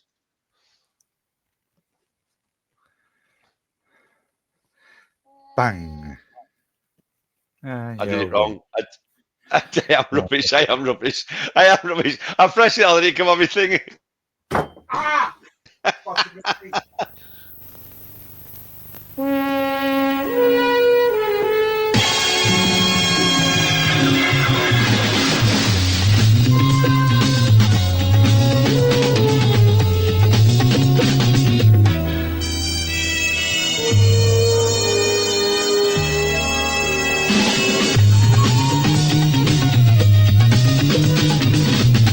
And all because a lady loves milk tray.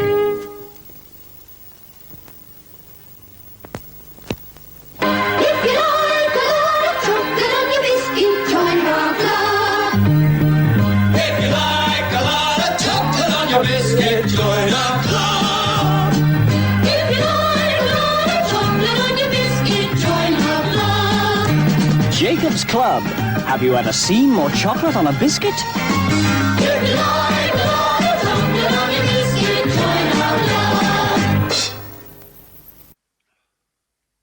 That's the key. This is my dad. That's my sister. This is my mum and my nan. She always waits there. She worries when we're not all home. Mum and Dad worry when I am. Mind you don't burn yourself. Dry yourself properly. You'll ruin your eyes. And every Saturday morning when me and Mum go shopping, my nan always tells me to look out for the traffic. Me! It's Mum she should be telling. When she wants to get to the shop opposite, she just takes off. She doesn't bother with the crossing. We've been told at school not to go between parked cars, but to use the crossings. And my mum says that's quite right when you're young. At home there's all that sit up and eat up, otherwise you won't grow up to be big and strong and healthy. And outside, where there are cars and lorries and buses wagging past, my mum should be wearing L-plates crossing the road. Good job she doesn't drive.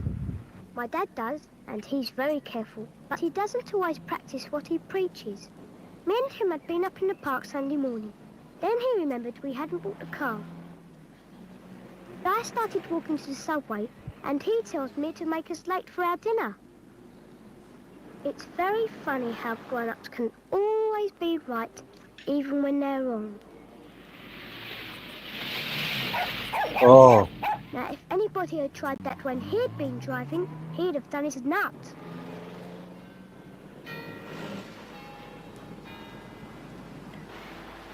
What are you owing The up? best, though, was when I was with Mum. Me and her were on our way home after getting Remember this more one? shoes. Anyway, we have to cross the road. yeah. And she didn't even see the car coming. She was about to tell the driver what she thought about him, and he was out the car to do the same. And you know who he was? My dad! In our new car. King Dad! We could have all finished with us mincemeat. And you tell me how they were. Oh, stop there for some reason. Anyway, it was his dad. Yeah, I remember that. Yeah. You remember that one? Yeah. My dad! Yeah, John says Terry Scott's curly whirly ads were good. Oh, what were the curly whirly? Yeah, I can remember. He was like a schoolboy, weren't he? Oh, yeah, he was wearing it. That's right. Yeah, Yeah. it was a Cub Scout type thing. Did he have a Cub Yeah. Scout thing going on? Yeah, that's Yeah, right. Yeah, a bit like Just William. yeah, that's right. Vibe. Which cartoon character did he do the voice of? The mouse, Danger Mouse. No, it wasn't Danger Mouse, though. Because His who did the sidekick. voice of who did the voice of Danger Mouse? Was he his sidekick then?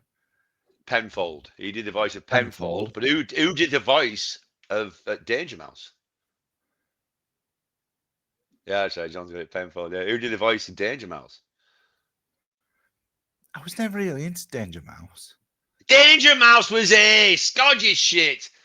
David Jason. Ah, yeah. Yeah. Who were they then? Yeah. Right, so that's 1970 done. Yeah, we're only going to get one more year on tonight, and I think we'll the looks of it. But it's all good though. So we're into 1971. 1971. What happened in 1971? The 1st of January, cigarette advertising was banned in America, Steve. What do you think about that? Hell. Yeah, Wow. see, John got it. That's early, isn't it? That only in America, though. Yeah. So I don't know what. Because you think America we'd be on that. And then the Ibrox disaster. Do you remember that? Well, you won't remember. You must have heard of it. The Ibrox disaster. Oh, I remember it well. Yeah, we all celebrated. yeah. That is. You celebrated, Steve. You can't say that, Steve. That's just No, terrible. of course we didn't. No, I can't fully remember. What was it? What happened? Was it a collapse? It was a crush. There was no crush. A stairway crush at the Rangers versus Celtic football match. Killed 66 people. The Old Firm. Is it called the Old? They're all. Yeah, is it the Old Firm? Mm. Yeah, it is the Old Firm, isn't it? Yeah. I know the mental fucking stupid bastard religion thing, in it, with the Protestants and the Catholics and all that fucking Fenian bastards and all that shit. My God, And when I then was managing that Rangers bar, my first night it was an Old Firm derby. My first night managing a bar, it was the Old Firm derby. Oh God. What is it with that when they have to go fucking mental? Why do they have to go? Why can't they see they're fucking mental? We had to play songs that were just talking about the fucking God, not 1400s and the Slash My Father War and all these things. It was just nobody was watching the football match at all. Nobody ever does. Talking about fucking nonsense. Yeah. That's why I never used to watch. I got fed up of watching England footy matches and all that in pub, because nobody ever. I'm trying to watch the fucking match, and nobody else ever is. They're all telling you what they should do. Big fat 28-stone bastards telling you what they're doing wrong and how shit they are and all that lot. 4-4-2. I'll tell you what I'll put on.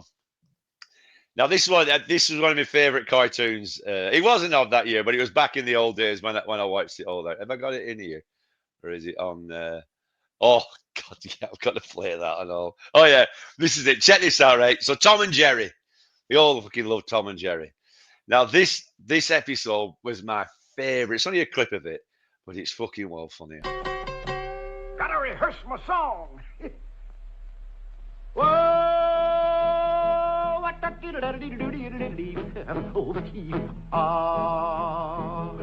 that's kind of pretty before it gets started, ain't it? Oh, Froggy went courting, he did ride Crambo. Froggy went courting, he did ride Crambo. Froggy went courting, he did ride a sword and a revolver by his side. Crambo killed flop do yellow bug too lot of That's the hard part right in there, and then nephew. Crambo killed a la-ra-ro, flop-a-doodle yellow bug, too lot of diddy, come her up, top, bottom, and Crambo. Aliole, and the yodel goes right in there somewhere, but it's a little too high for me. Oh, where will the wedding supper be? Crambo. Where will the wedding supper be? Crambo. Where will the wedding supper be? Way down yonder in the cottonwood, in the eucalyptus tree. Crambo. Crambo killed flop-a-doodle yellow bug. That's that hard part again, right in there. Flop-a-doodle yellow bug, toodle on it, didn't come around top bottom it, Crambo. You got a guitar string on you, nephew? How good. I've never seen that before. Have you ever seen? Oh God, I used to love Crambo. That's good, that. Yeah, it was so good. I mean, oh, it was. Kieran's so on it. Kieran, you're the man. I think Kieran knows it. Fucking Crambo, he's on about it. Yeah, he's so good. It's Is it so called fucking Crambo though? Why is that? yeah. Tom and Jerry's, yeah, fucking Crambo. That's what it's called. The title's called that. It pops up when kids are watching it, and it goes, Yeah. and big letters. It says fucking Crambo on it, like that's the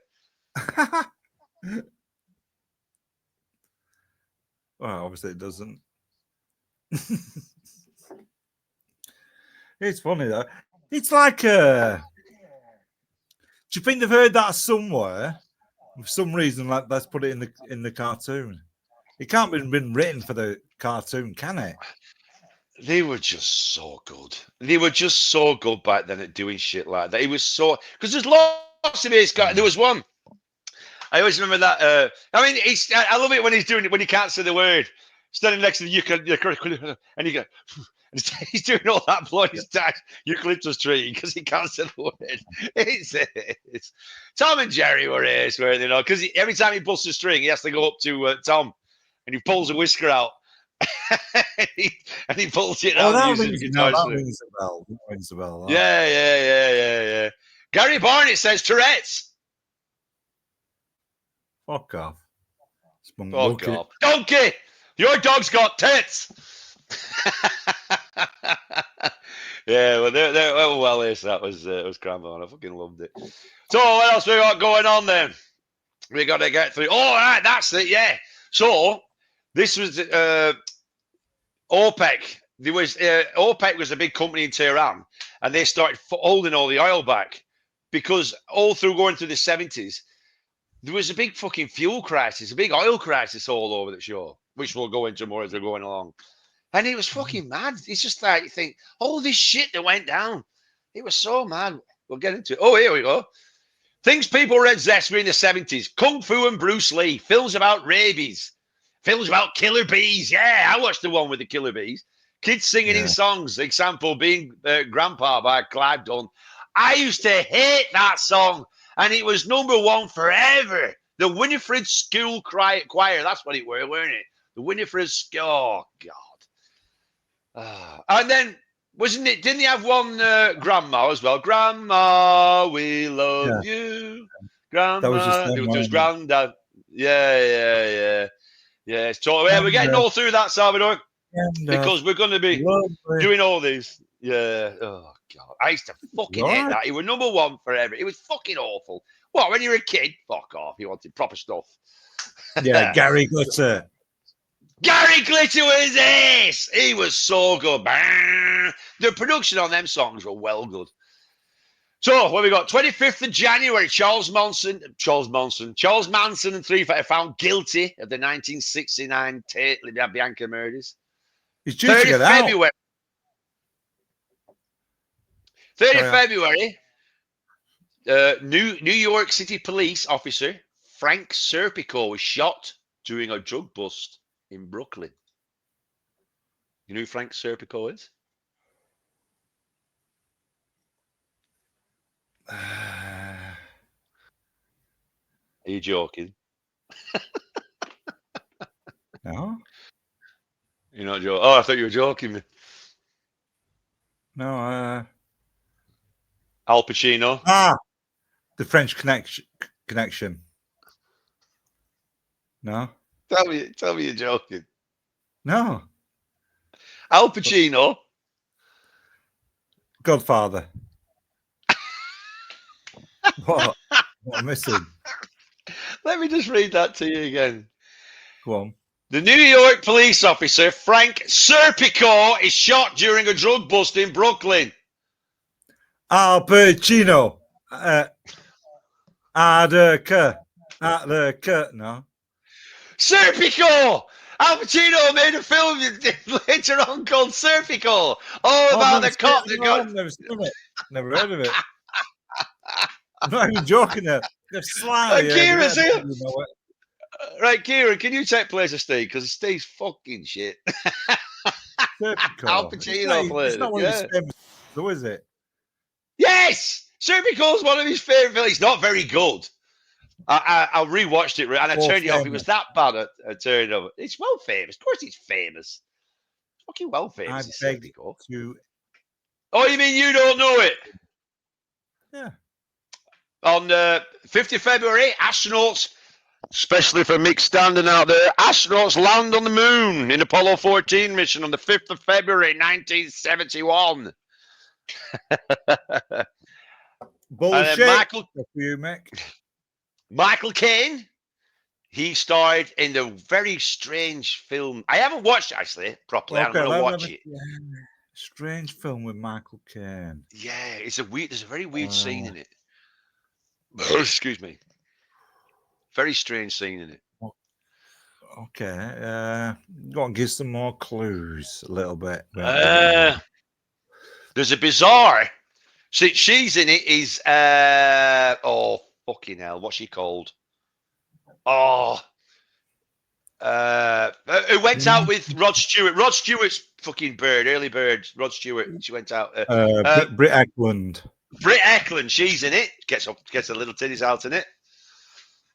Strange film. Why's Kieran said no? They didn't. I don't know what no, they didn't is. What's that for, Kieran? Sorry, pal, I missed that. Get Carter! Kieran's on it. He's well good. He's Kieran. He's well good. Get Carter. Yeah. Why is this a strange film? You threw me by saying a strange film. It's not strange. No, there's a really strange scene in it where Britt Eklund's on this bed, and he's on the phone. It's Marco Kay, right? And he's in this room. This way I've got to watch it because I've never actually seen it. And he's in this room, and he's saying to her, "That's right, yeah, take your top off, take your bra off. All right, that's not that. That's right, start playing." And while he's talking, there's a woman, and she'd be in like 40s or something like that, in a rocking chair, just rocking back and forward like that, while he's in the corner of the room. What are you doing? Hey, so no, carry on. Oh, Stephen? I was wanking. I wasn't wanking. Yeah, it's one of those films I'm going to watch actually, because it's one. I think right, I've got to watch that. So there you go. What else we got going on? Oh, the 15th of February, in 1971. Not only was I one, it was decimalisation in England. That's where we went to what we have now. We've Andrew. Yeah, because the old way. Remember it well. I remember going to the shop to get some sweets. Did Did you convert all right, Steve? Back from the old stupid fucking thing that didn't make any sense to the I found it easier straight away. I said that's a good idea. Because the old money, I mean, obviously people who knew old money old that, but it's just, I mean, that's as mad as it was for them. So. Was it 3.5p? Was it 6.5p? What was Hey? Was it threepenny bit? Was it 3.5p coin, weren't there? Oh, threepenny bit. Was it? Oh, you had a Tanner, because a Tanner was last. He was on one of them, but I didn't bring it up. Tanner was phased out in the end of 1970. You had a Tanner, didn't you? Sixpence. You had a sixpence, didn't you? What was it? 10 bob note. Was a 10 bob note the same as a Tanner? Was that the same? 10 bob note. I can't remember. But yeah, so decimalization, that happened, yeah. Oh, God, fucking hell, yeah. So where are we going on? So in the UK, Enoch Powell, he predicted an explosion unless there was a massive repatriation scheme for the immigrants. Because all the immigrants, I'm not sure if that's when he did the wrong, hasn't he? He announced the immigration bill. The Home Secretary, Reginald, announced the immigration bill that was set to strip the Commonwealth immigrants of their rights to remain in the United Kingdom. This is what you want to talk about the other day, Steve. The bill was supported by Enoch Powell, but the former Shannon Minister continued to demand a massive voluntary repatriation scheme for the immigrants. So there's all that because, there was all that going on back then. See, so it's never fucking changed. We've gone backwards, haven't we, the way we are now? And then on the 25th of February, which I think was ace, and I think would make a brilliant, if they redid it, I think it would be ace. And maybe an ace film, a kid's film. Mr. Ben. Mr. Ben was brought on the air for the first time. He was fucking good with Mr. Ben. I never really appreciated it at the time. But looking back at it, do you know when he... Yeah, I know. When he walked, the legs used to go fucking really fast like that. But what was brilliant was I put that up on one of the adverts for tonight's show. Yeah, I watched that, the Dragon one. It was good. I enjoyed it. Weren't he good? Yeah. Because when he goes through that door. The narration's really good. Yeah, but the story's ace as well, because when he puts that suit on, and then he goes through that door, and he goes into that fucking whatever suits that suit that he wears, which I think, why have they not done something like that now? They could really do something really smart with that, I think it'd be well cool. Right. So, fuck me, Steve, I found out the most funniest fucking fact to you. So on February 28th in 1971, Evel Knievel sets a world record and jumps 19 cars on a motorbike in Ontario, California. Do you know what his real name was? You do. I feel like I do. I've definitely seen it. Is he a Stephen? No. Go on. Oh, yeah, just go, Mr. Ben, class. Yeah, Brooks narration. His name was Robert Craig Knievel. And I only realized when I looked today, his name Evil isn't spelled E-V-I-L. No, I know that it's spelled different. Yeah. It's probably because I always thought he was like evil, but obviously he didn't want to look a negative way about it. Right? Do you know how he got his name? Now, it just rhymed with. Oh no, it doesn't rhyme with it, does it? Oh. Yeah, it does. Evil Knievel. Oh yeah, Evil Knievel. Yeah, Knievel. Yeah. Now, this is fucking well from this. So, on Knievel's website, right? So, I'm not saying this is 100% true, but it's on Knievel's website. Listen. Knievel's website says that he chose his nickname after spending a night in jail in 1956 after being arrested for reckless driving. In the same jail that night was a man named William Knorfel. And do you know what his nickname was? Awful Knorfel. Awful Knorfel. That was his fucking nickname. This led to Knievel being referred to as Evil Knievel. Awful Knorfel. And then Evel Knievel's first wife, her name was Linda Joan Bork. Bork. Oh, I just thought Linda Bork was such a funny name. What's your last name? Bork. It's not very common. Sure, is it? It's not common there now. Yeah, Bork. I think that's a fucking funny name. Yeah. Right, Steve. March the 8th, Steve. Big fight. Yeah. Big fight, Steve. Come on, what big fight happened on March the 8th? The Thriller in Manila. No. Rumble in the Jungle. No. It was the same people as the Thriller in Manila. No, it wasn't the Rumble in the Jungle.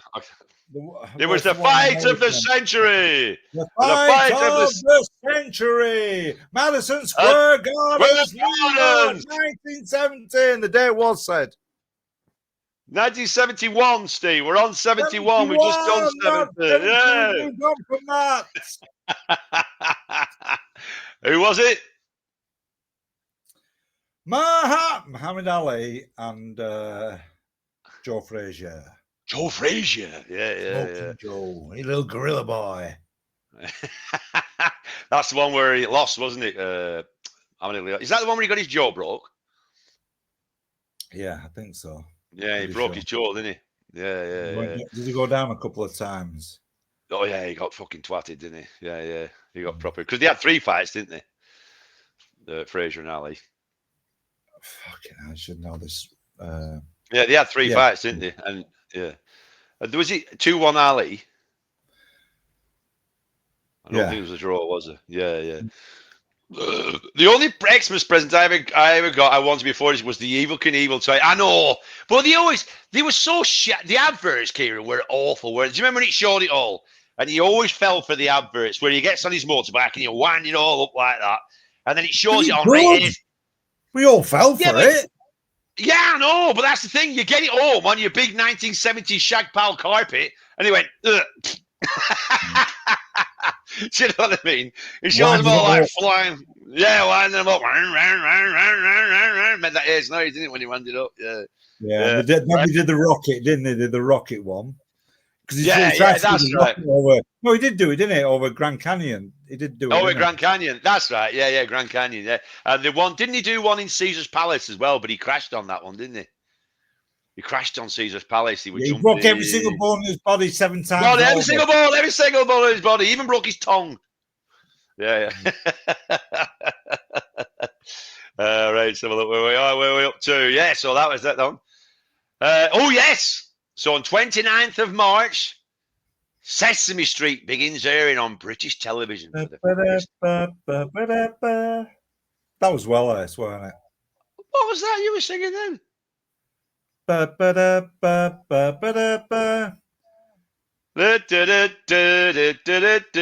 I'm singing the rain.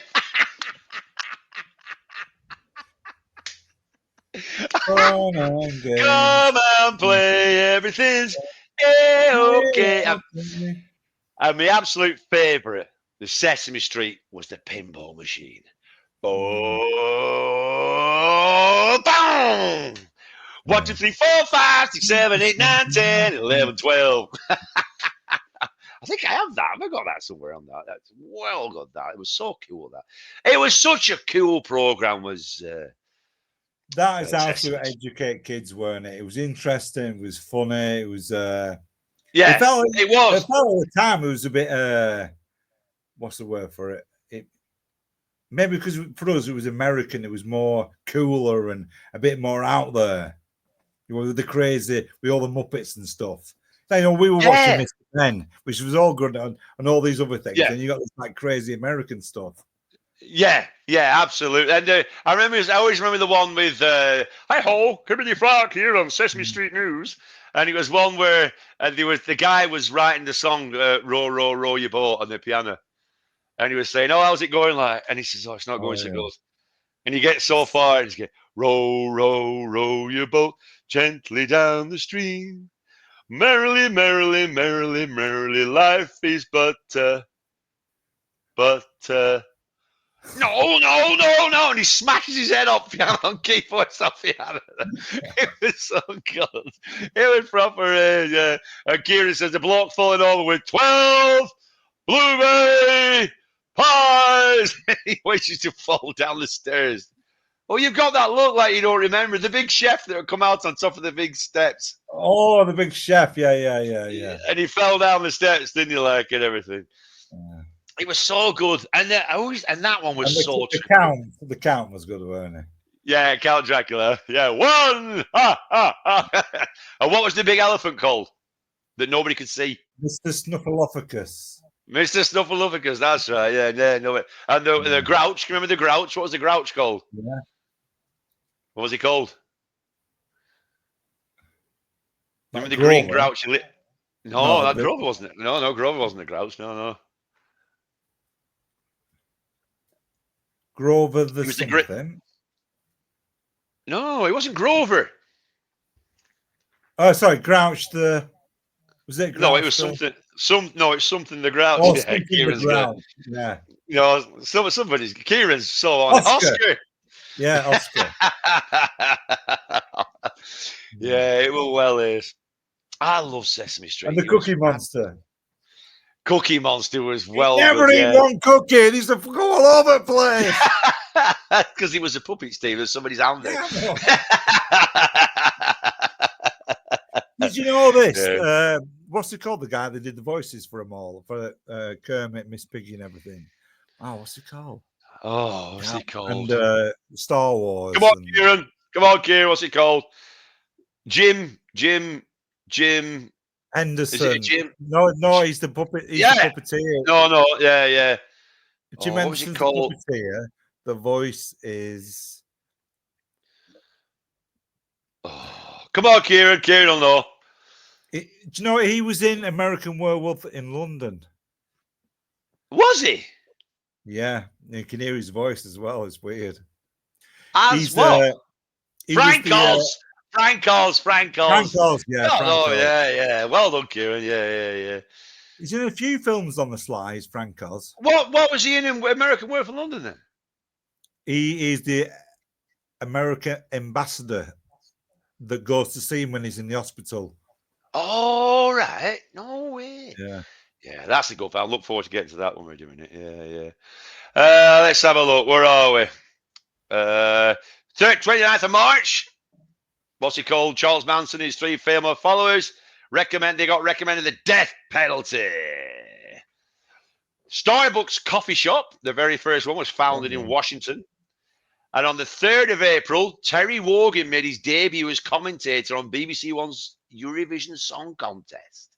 Right. He was fucking ace on that. I think he was better later on, I think, when he used to have a bit of a drink, didn't he?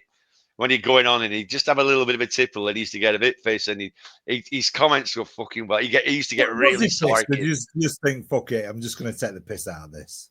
Yeah, I think. Well, it was said he had a little bit of a drink, like, and everything. I watched the things that he didn't get pissed, but he just had a little bit just to get himself nice, and he just took the piss all over it. And he were fucking it. I love Terry Wogan. Terry Wogan race.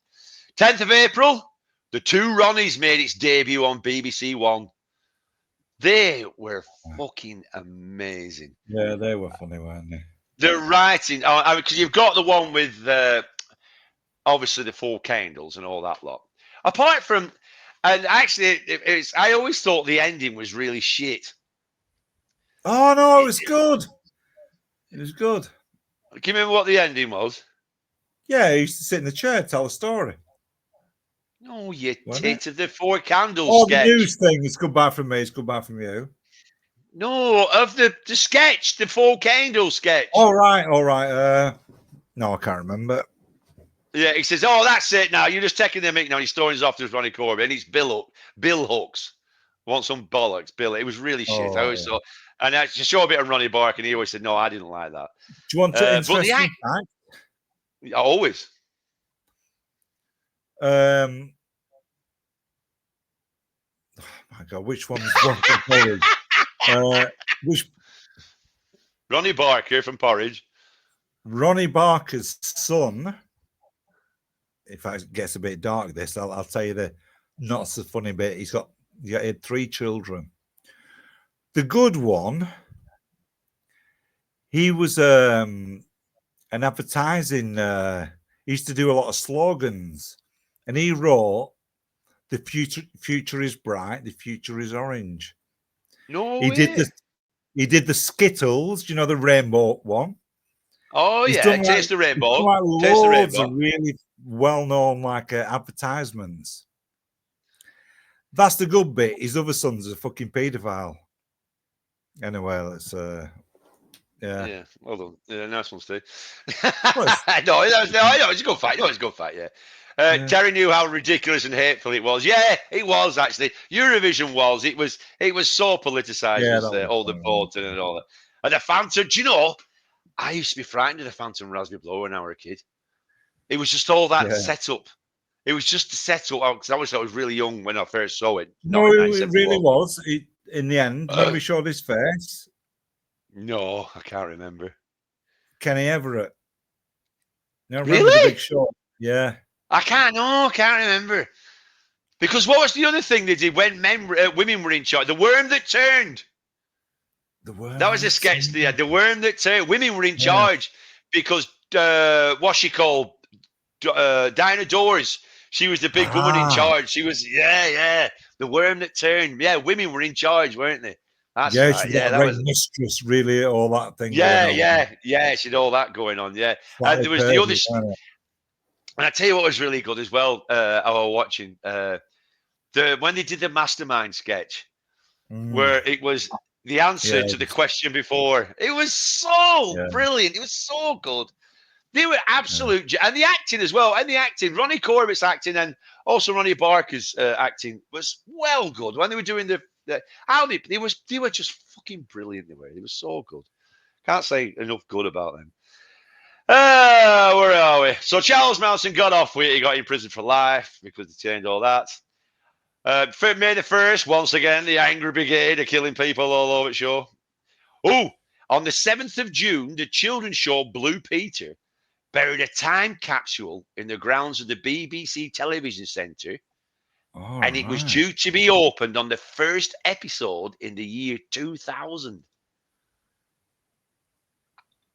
Which was 25 fucking years ago. I think I can remember them opening it again. Well, that's what I'm saying. And they put another one in, didn't they? They dug it up and put another one in. Oh, well, yeah, but you can't remember when that's going to be opening, can you? No. You remember? No. But the fact is, I can remember the big thing about them doing it. Yeah. No, but the thing is, to make us feel really fucking old. So 1971, they buried it then, and then we'll do it far away in the future, and we'll open it up, and we'll see what it's like in the year 2000. And the year 2000, 25 fucking years ago, a quarter of a century ago was the year 2000. Once we pass 1999, we are stuck in the future. We're in the future. That's it. What you mean? Looking back, you mean? No, anything word-wise. If you say like the year 2000 and past 1999, we're in the future. Once we pass that millennium, I can't get past it. It's all the same year to me. We're all in the future. I'm same. I'm the absolute same with that. Anything when I'm doing, do you know when up music years go? That when it's the Planet Rock and all that, he does the years. As soon as it gets into all that 2000, I haven't got a clue. I have no. I'm exactly the same. 90s and put with years and shit. Yeah. From the year 2000 on, everything's all the same. I don't know what crack is that. Piggy Malone and Charlie Farley. That was the one, from The Worm That Turned. Kieran, are you Googling this? Have you got the greatest memory in the whole world? Yeah, of course he's fucking Googling it.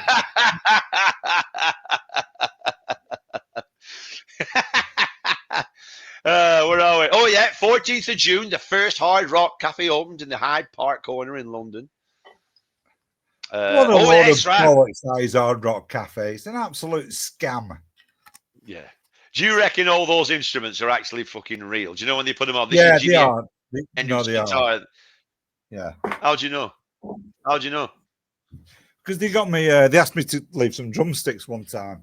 Oh, said, right, "Fuck did you? off." Oh, dear. And 17th of June, President Richard Nixon declared the U.S. war on drugs. And that worked well. That worked very well. Well done, Nixon. You stuck it to the man. I'm just going to have a quick beer, a quick slurp of my beer. My lovely legal and taxable drug. Legal and taxable. Right.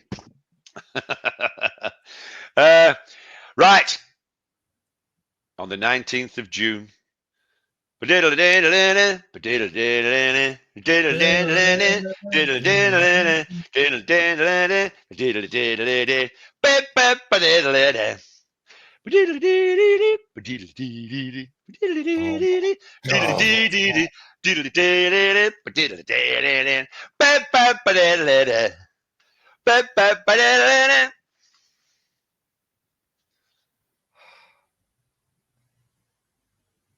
And tonight on the show, I'm talking to a very racist black man who believes that the white people and the black people shouldn't mix together. And in the future, in about 20 years from now, there's going to be a very knowledgeable and educated man who's going to declare that this man was the Black Hitler. Oh God, what is it? Parkinson. Oh. That was painful. That one. I put on. So when I put the montage on for 1971 on Facebook, that bit got clipped. The company took it, and fucking Muhammad Ali. Oh my God, he was a racist fucking nightmare. That's when because Parkinson lost his fucking rag with him. Yeah. Because he was just white people should stay with the white people and the black people should stay with the black people. And you go, no, they shouldn't. Why are you saying all that? Because that's what God wants us to do. It's like, no, it isn't. And he was saying, well, you don't see bluebirds and other birds. But, he was so fucking racist. It was unbelievable. I mean, he was a great bloke, but he was fucking racist. Well, I think that was his period of racism. When he said like things like, "Yeah, but your friends are white," and then, but he said, "Yeah, but you know, your friends, well, they're not." He said something like they're acquaintances. They're not like. He was a massive hypocrite. He was a huge hypocrite, wasn't he? Was Ali? He said all this shit, then did everything fucking different, didn't he? To what he said. I mean, he was amazing and all that, but he was. Yeah, because you got to think in his eyes, the shit he'd gone through, and he was pissed off to fuck with fucking all that nonsense, and he's gone too far the other way, hasn't he? Basically. Yeah, which is absolutely true. I totally agree with that. Yeah, because I mean. Yeah, but I mean, there is that point of view as well, where he'd have had all that, where there was. It was definitely. Yes, absolutely. No, I totally agree. It was like I said, he came from where they had no coloured people, and he couldn't sit on the bus next to someone. All that, where there was, he came through all that, didn't he? So yeah, it was Stephen Beatty. You know, I'm not goggling. I haven't got the time, and I'm closest to a genius you've ever met. Parkinsonism. Go on, Kieran. You're doing very well, sir. The doubt, Kieran. I would. Oh, the United Kingdom on the 21st of June, we went for negotiations to join the EEC. Look how that went. Well done, people. 25th and 27th of June, another first for festivals, Steve. Very famous festival. It still goes on today. Not as good as it used to be. And I think, do you know the classic Slade, Rock and Roll Preacher, the live recording, which is the best version of it? Montreal. That was, nope. In England. And I'm sure that was recorded there. The classic Rock and Roll Preacher. If anyone's in that, listen to Slade, Rock and Roll Preacher live. Preacher. Hallelujah. I always thought. Because it's not Monsters of Rock, were it? That was way later than that. No. It was. There's another way of looking at it. When I saw it on a T-shirt, and I just thought, "Fucking hell, you can read that differently." No. The Reading Festival. The Reading. Right, okay. See, but the thing about the Reading Festival is when I saw it on a T-shirt, I was particularly full of You thought it said the Reading Festival. the Reading Festival. Yeah. Well, it does. It says the Reading Festival. And I had this really ace image in my head of somebody comes on stage, opens a book, and the rest of the crowd all open the book, and then he reads it, and they all go along to it, shouting out the best bits. So there you go. I was a bit squiffy at the time. What are we? The 30th of June, the crew of the Soviet Union called Soviet Soyuz 11 spacecraft are killed when the air supply escapes through a faulty valve. That's not fucking good, is it? Death in space like that. Oh, fucking hair going out. And they must have been, why has nobody made a film about it? No, Mick. Yeah, well done, mate. Yeah, not true. Yeah. Hollywood, Stanley Kubrick. You know the thing about the Stanley Kubrick thing, don't you, with The Shining? Yeah. With the moon. Because they said it's Kubrick did the filming for the staged moon landing. Yeah, he did. And then do you know how did he kind of confess on the movie The Shining? Kids T-shirt, a rocket on. Yeah, that's it. Yeah. The kids jumper.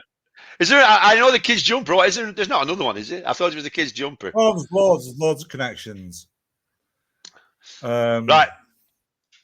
Sorry, go on. There's something like 4,600 doorknobs in a hotel, and it's the exact amount of miles that are on the way to the moon. Stop. You've gone full Jack and Ori now, haven't you? Yeah. Mick can be jumping up and down now, pulling on his testicles, going, it's true. Right, Steve, one of your favourites. One of your favourite films ever was released on June the 30th, 1971. The original, it was based on the original book by Roald Dahl. Roald Dahl. It's one of your favourite films as a kid. Chi Bang Bang. No. Am I going on the right tracks? Kind of. It's an American film. One of your favourite films. I'm sure it's one of your favourite films as a kid. Gene Wilder. Willy Wonka and the Chocolate Factory. Willy Wonka and the Chocolate Factory. There you go. Hey, okay, Sean's here. Biggest dick ass. Hilarious. It's biggest dick as Sean. We haven't got to that yet. That wasn't until 1978, I don't think. Was what's the song that Gene Wilder sings? Da, da, da, da, da, da. Yeah, what's that song? There was also a very famous song that was released into the charts, sung by somebody else later on.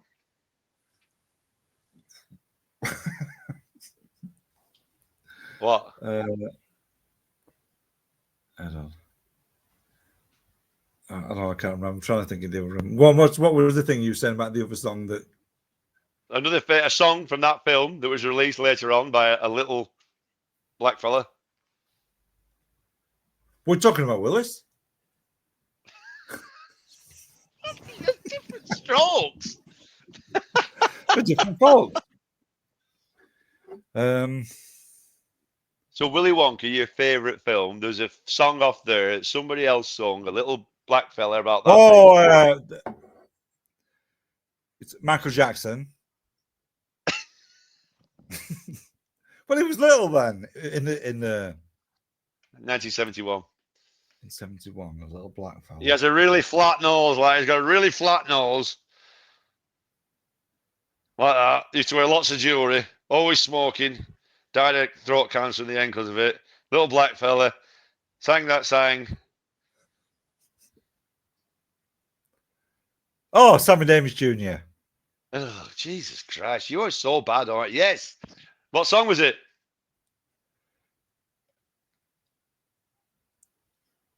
See, I drinks a bit.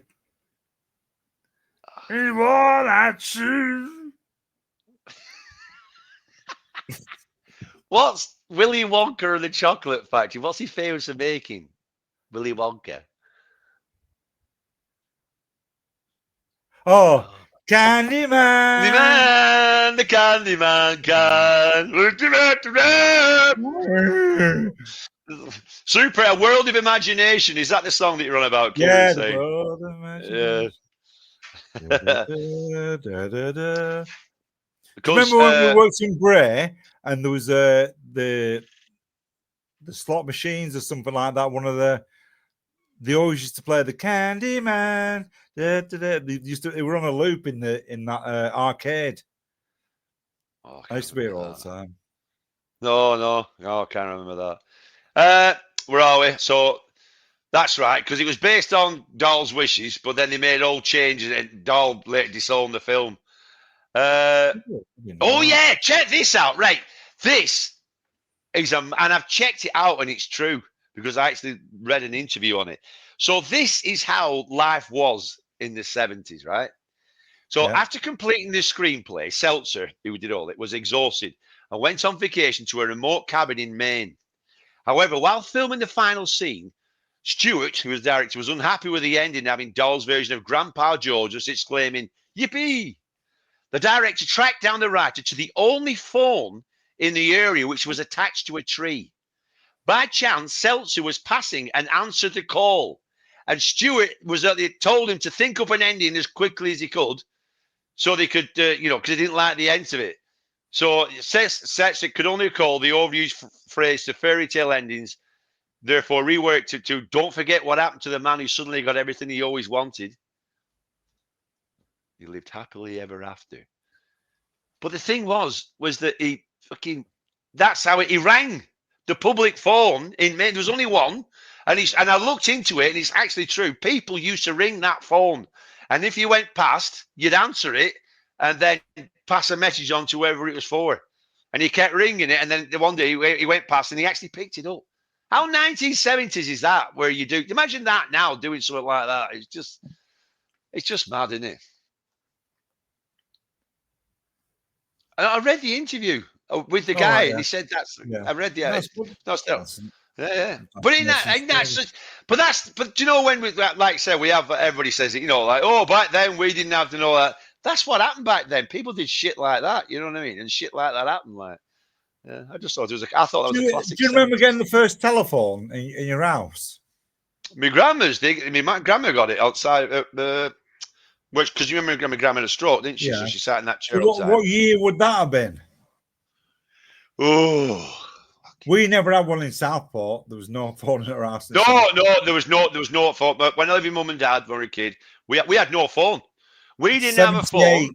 First phone. I bet it was something like that because my grandma would have had a stroke. Probably around about that time, Steve. Yeah, because it was brand new. It was all like, oh my God, we got a phone. You know what I mean? Because my grandma used to think she used to get bored to death, so she'd ring fucking speaking clock up. Oh, you've gone off it. What are you doing? No, sorry, I pressed it. Why? Why? Because I'm getting stupid notification. That doesn't matter. So, my grandma would ring speaking clock up, and she used to think there was somebody actually going. She used to go, "Oh, thank you." Oh my God. yeah. Oh dear. Fuck you. No. July the 3rd, 1971. Another musical death. Not quite as important as Jimi Hendrix, but a notable death, all the same. And also died at 27. Jones. From Stones. Jones from the Stones is now just a pile of bones.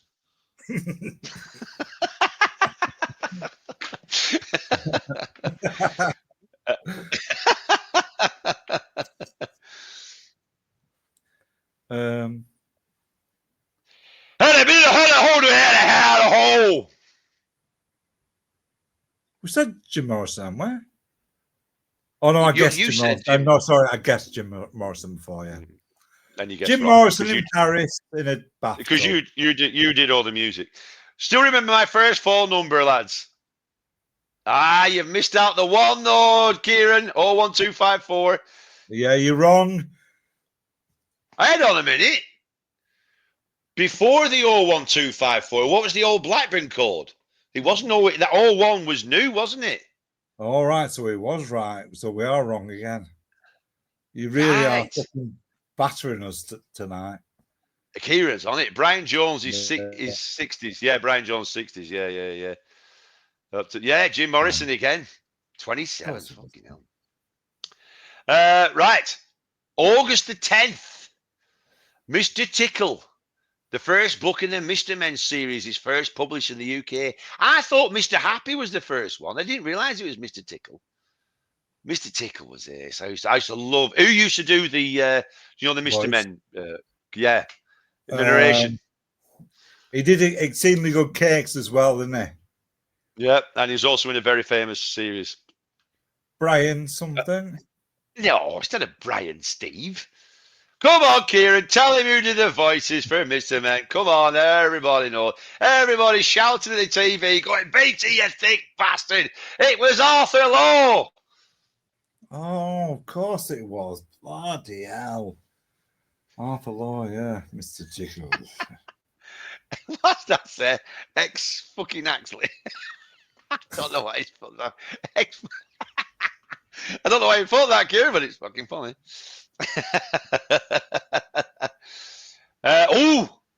On August the 14th in 1971, the controversial Stanford prison experiment was started.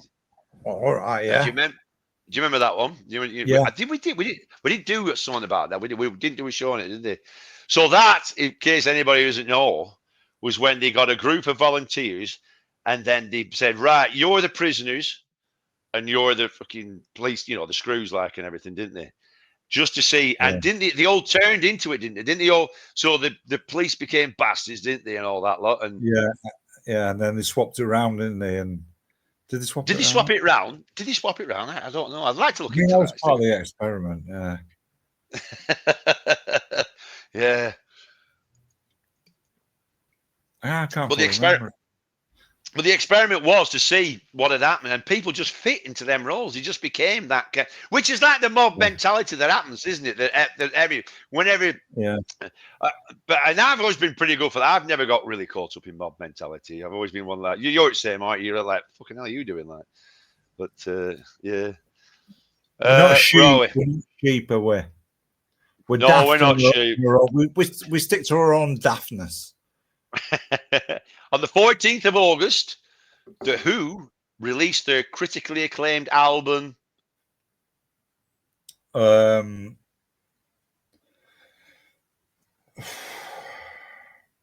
never got it.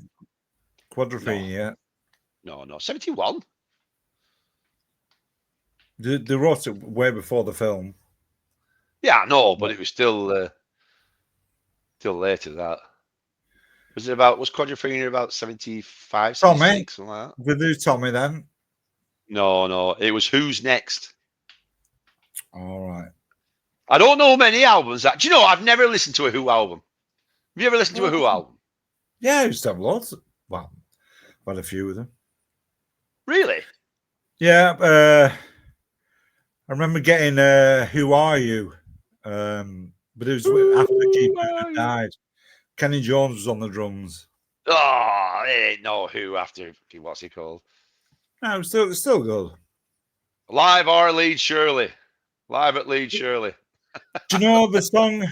Here's one for you, Kieran. You might get it. It probably fucking will do. Who are you? Who are you? Who are you? Do you know what it's about? Partly, it's about a famous band in one of the verses or two. He got pissed up. He'd had a fallout with a record company. Who? And that's the Who Are You thing. They wanted £1 million off him for some of their other, Pete Townsend. And after that, he ended up meeting two famous people from a famous band in roundabout, it would have been 77, possibly 76, but 77. There's your clue. So two people from a famous band.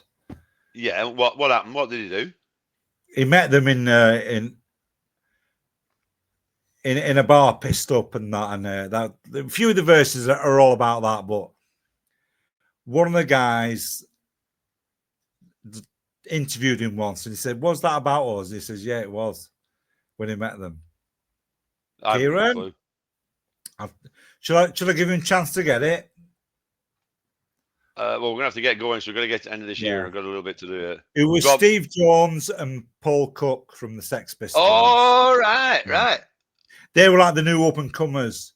Yeah. And all that kind of thing. So it was a bit of that. But they were mates. Right, they were mates. Pete Townsend loved all that shit. Yeah, you can imagine that. Right. Do you remember Marillion? Harvey Smith. Who was Harvey Smith?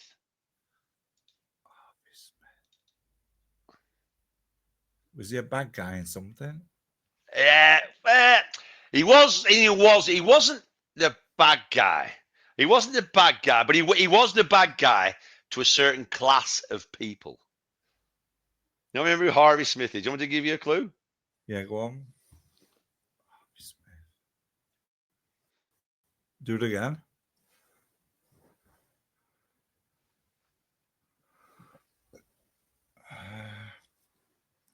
Ready?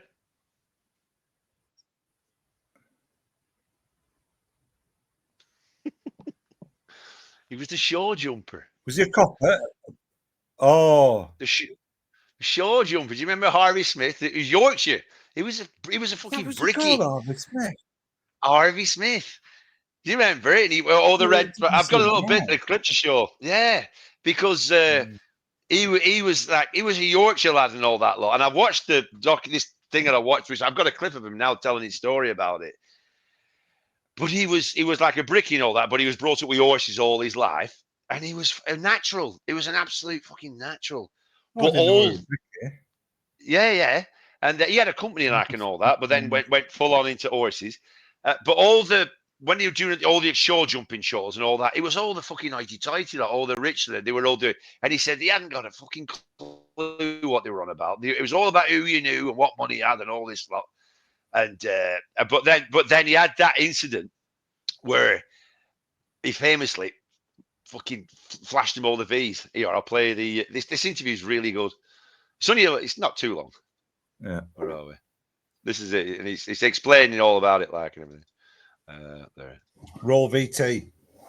Roll I have VT. to ask you, Harvey, because I remember reading your biography when I was a bit younger, V is for Victory, and it was called V is for Victory because you famously gave the V sign, the two fingers salute to.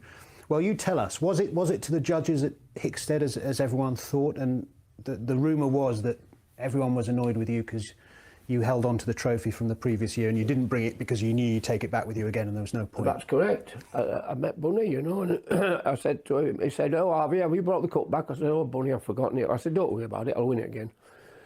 And he said, "You've got no chance with that horse. You have absolutely no chance." Anyways, I jumped around and I had a fence down. And the minute I had a fence down, him on his balcony and all his cronies all cheered. And I'm going out of the ring, I thought, you.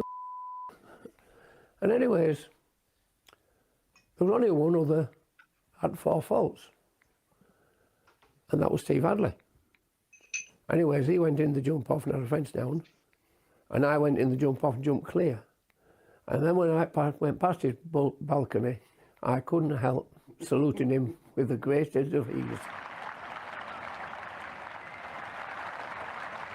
What you did that day, though, I think appealed to a lot of fans of the sport because a lot of us were rooting for you because A, you were really good at what you did. You were a fabulous rider, but B, you were slightly unorthodox and you had this edge to you, this character that it felt like you were a bit of a rebel. But I think from the early days, the word bricklayer, I was man's man from that day onwards. I was the working man's man, and they backed me. Chose whoever else was there, they were backing the working man, and that is. Oh, you fucking twat! Why does it stop playing? Don't know why it keeps stopping at the end, but that was. He said that was, that was the biggest thing to me, was that the working man supported him. Remember him being from Yorkshire, weren't he?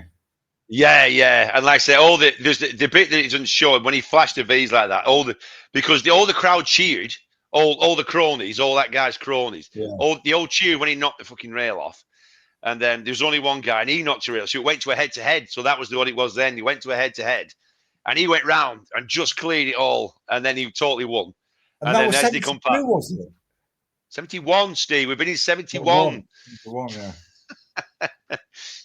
And also he had a horse, because he went into horse racing and his stables and everything. He had his own stables, and he won one of his horses won the Grand National called Aurora. Yeah. Right. Well, it was famous. But he was, weren't it? That's what I mean. Like, obviously, 71, we can't remember it. No, yeah, obviously, yeah. But I remember it all when I saw. Wow, I read the V thing, didn't it? Yeah, exactly. Well, as soon as I saw it, I thought, oh yeah, because I thought about it like.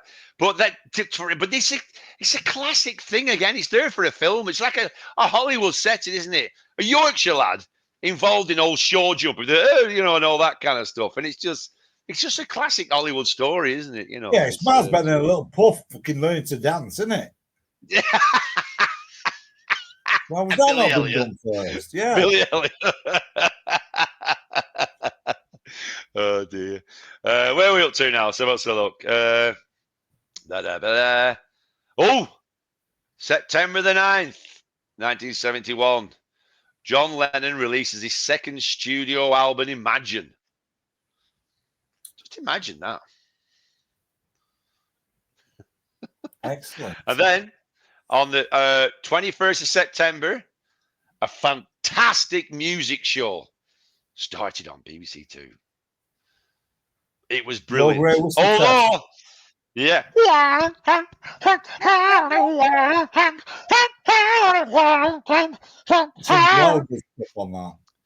Yeah, but you know what pissed me off, and what I've realised later on, I didn't realise at the time when I was younger, so many bands mimed.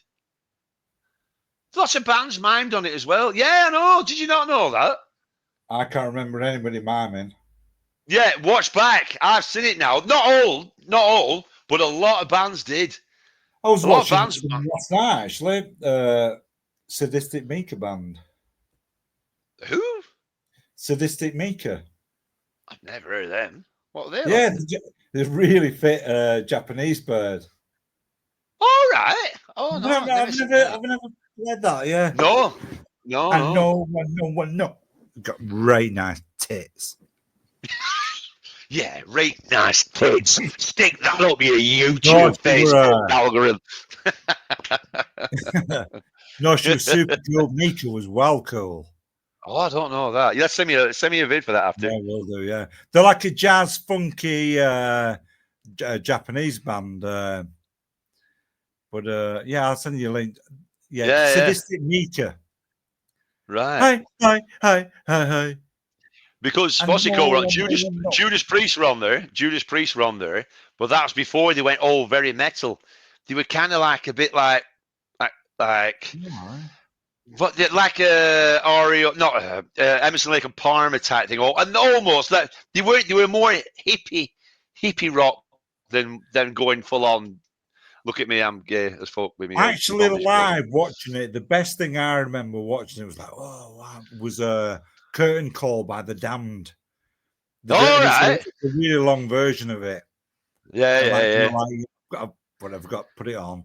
Oh my god, the Damned are on, because it was really at that time was lots of hippie shit and stuff like that. And next we've got Emerson, Lake and Palmer. Whereas you remember watching like it. Iggy Pop and the Stooges? Yeah, Iggy Pop and the Stooges.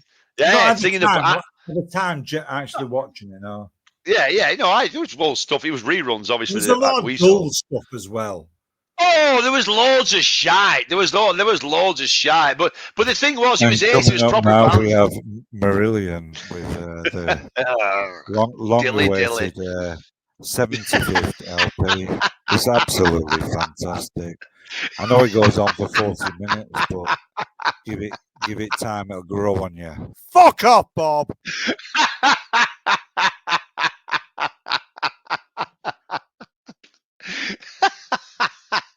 But yeah, exactly. There were lots of shite on it.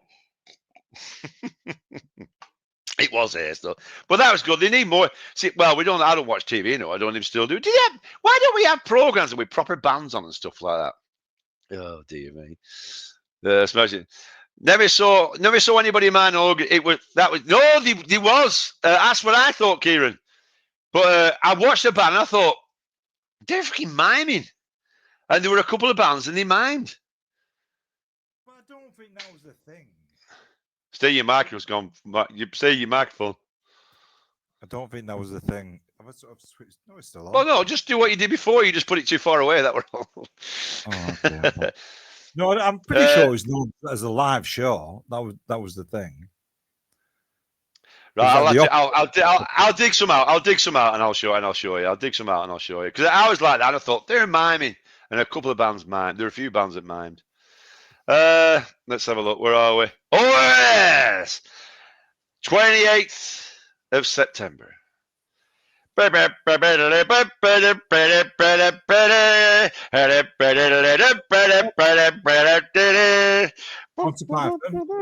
Monty Python. What was the film? The first film they did?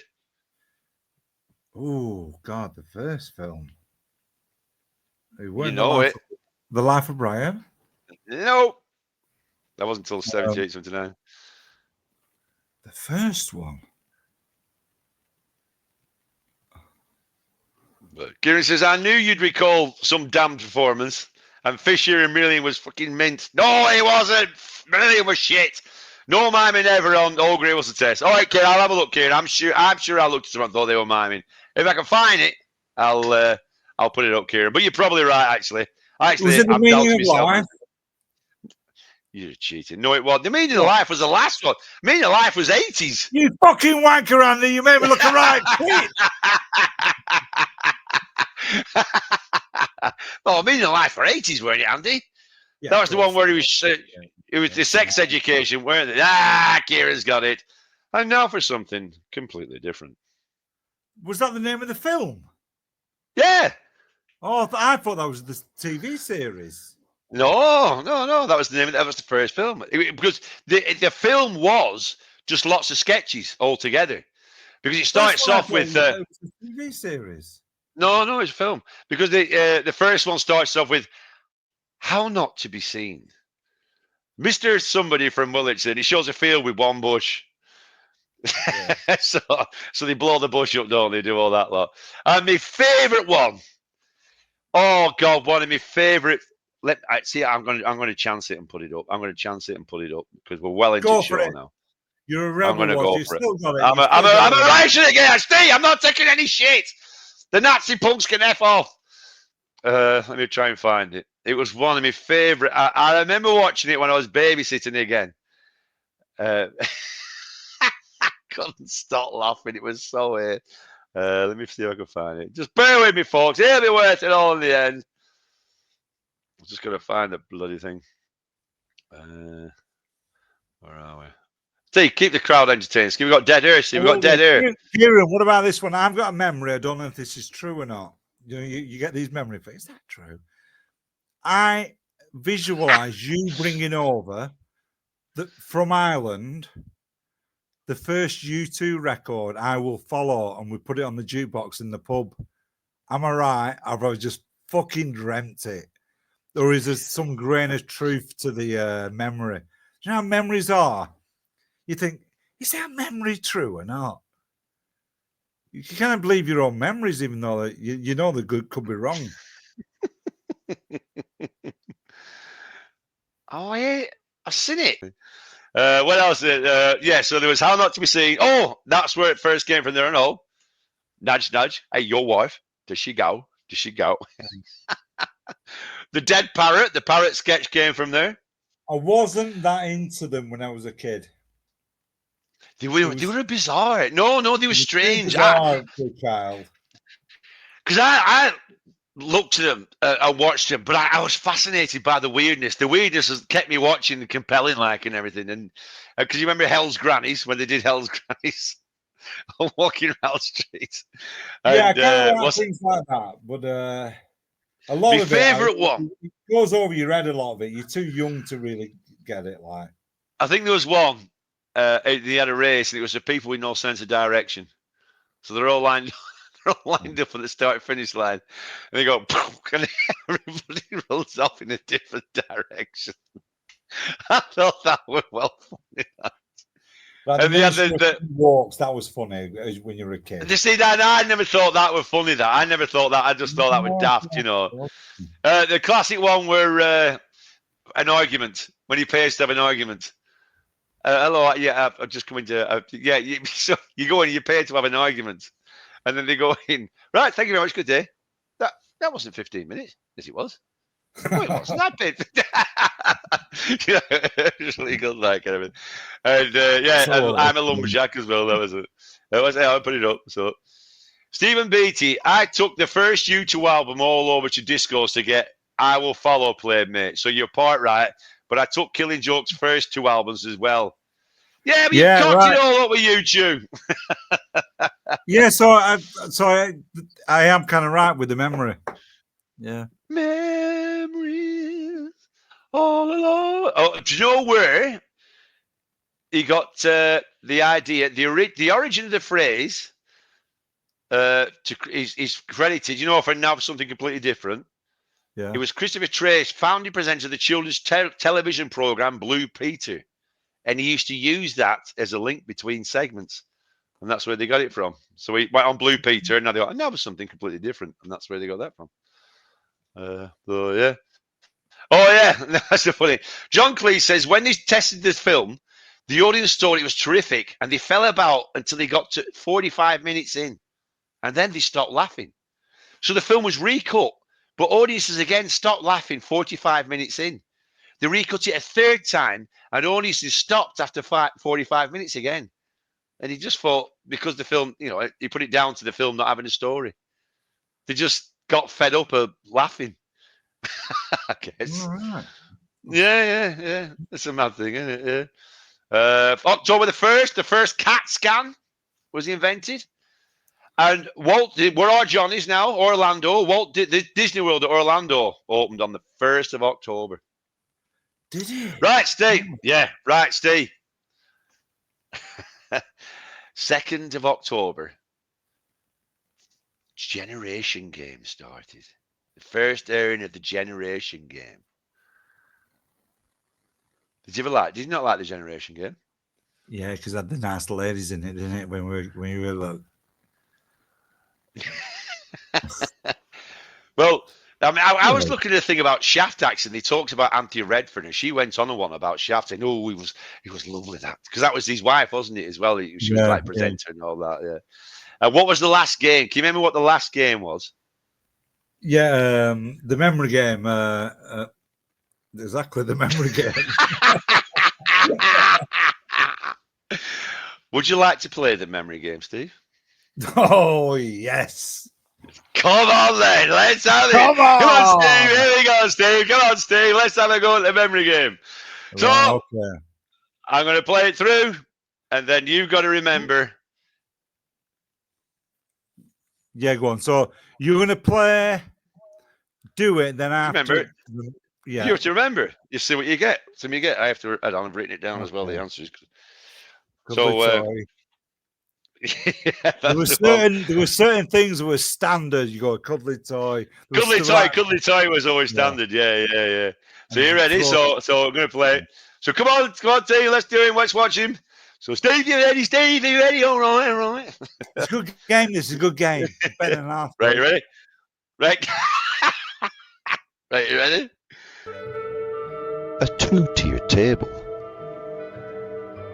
A cassette tape recorder. An executive case, an electric kettle, a set of glasses and jugs, a set of saucepans, a big rubber cock, a set of stereophonic headphones, a wine rack, an electric hairdryer.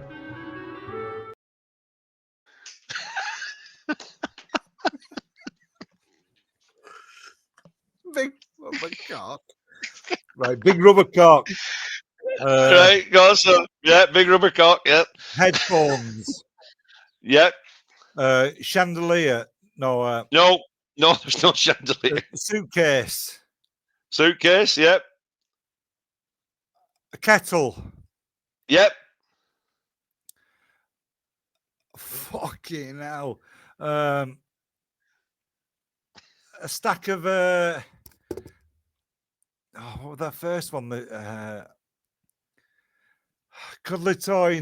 I'm gonna have to rush you, Steve. I'm gonna have to rush you.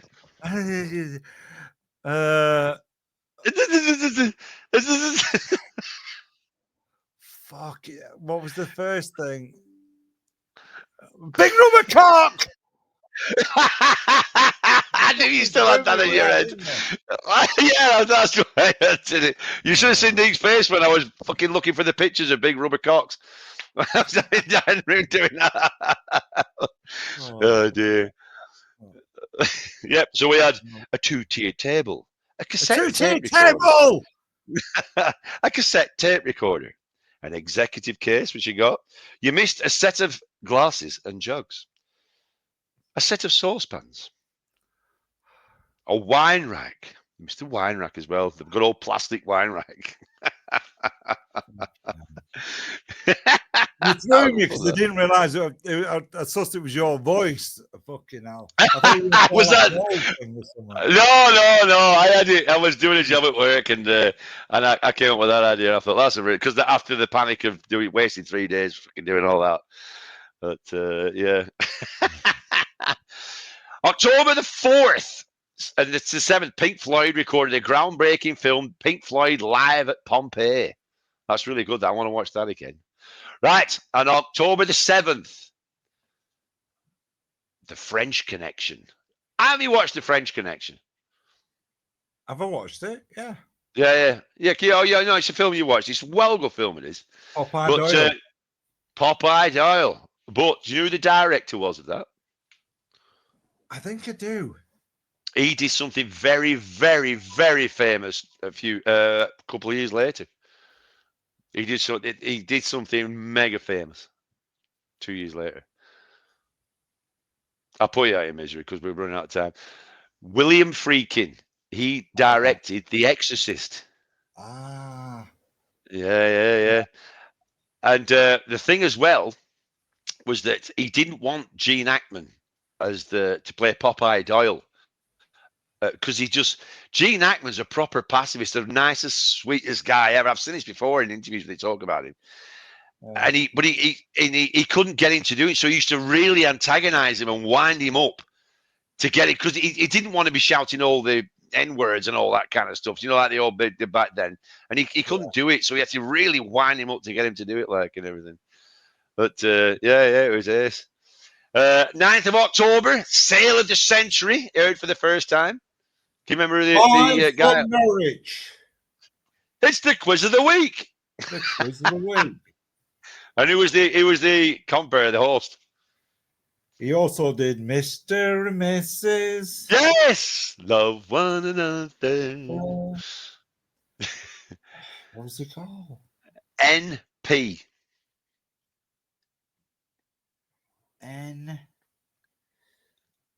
Nicholas Parsons. Nicholas Parsons. There you go. Nicholas Parsons. Bloody hell.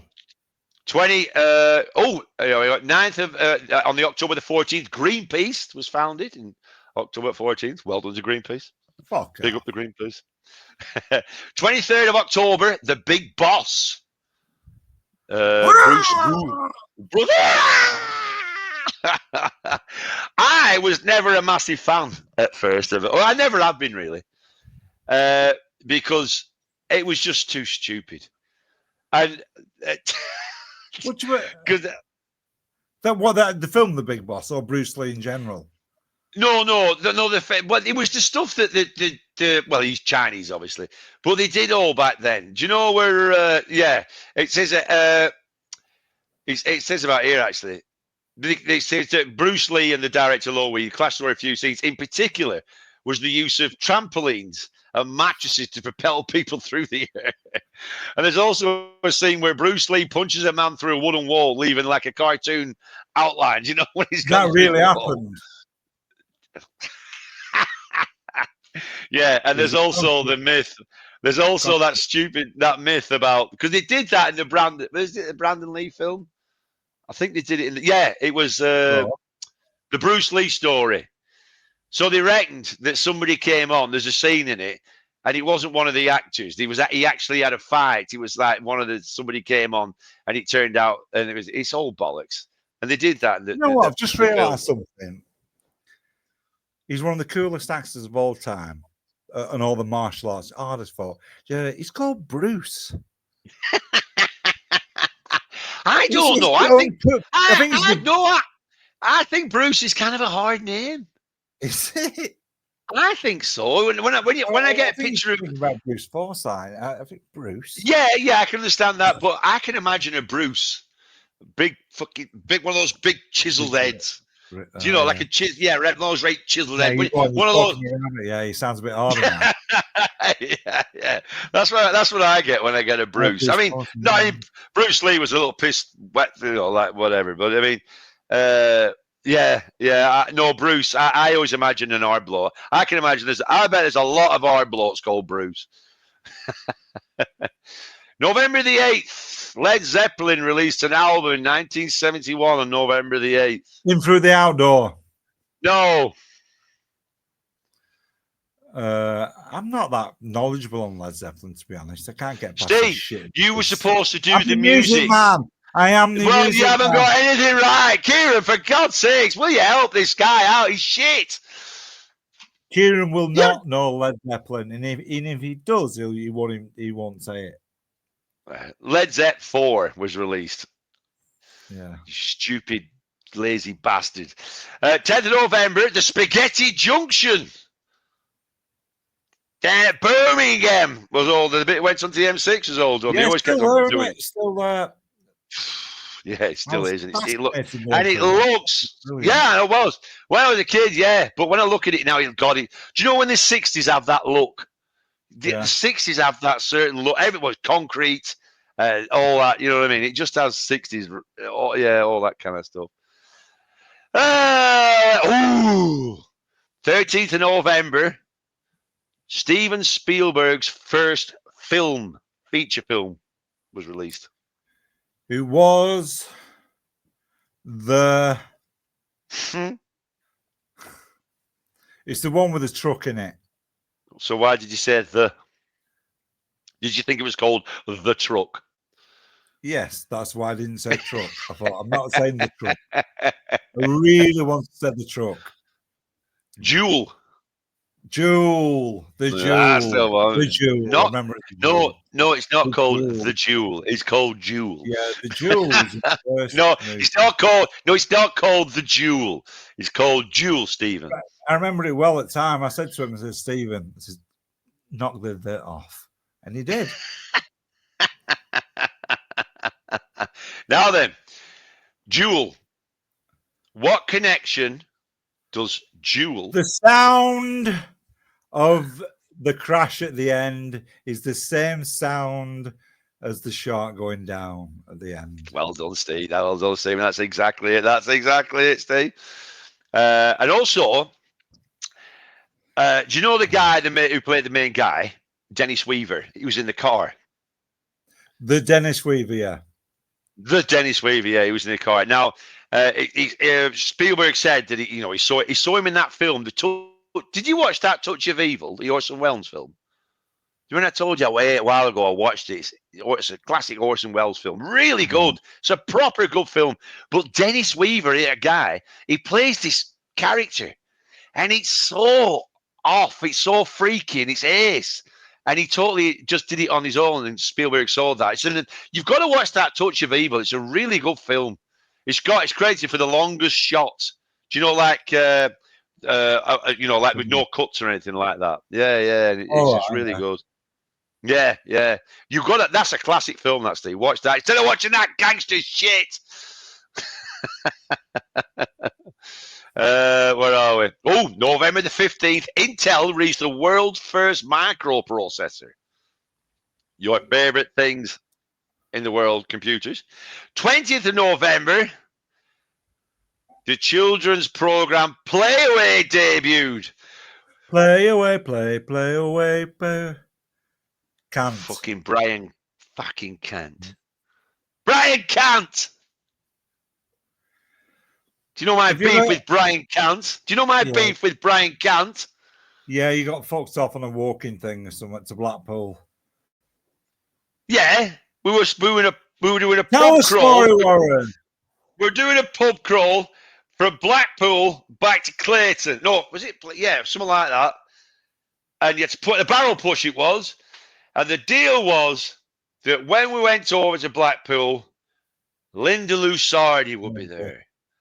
And how much do we love Linda Lusardi? We love Linda Lusardi. She was ace as Linda Lusardi. She was so fit. So, yes, I'm going to meet Linda Lusardi. I got it all sorted in my head. I got the whole scenario. Me and Linda get chatting, fall in love. It was bound to happen. I got there. Fucking Brian Cant was there.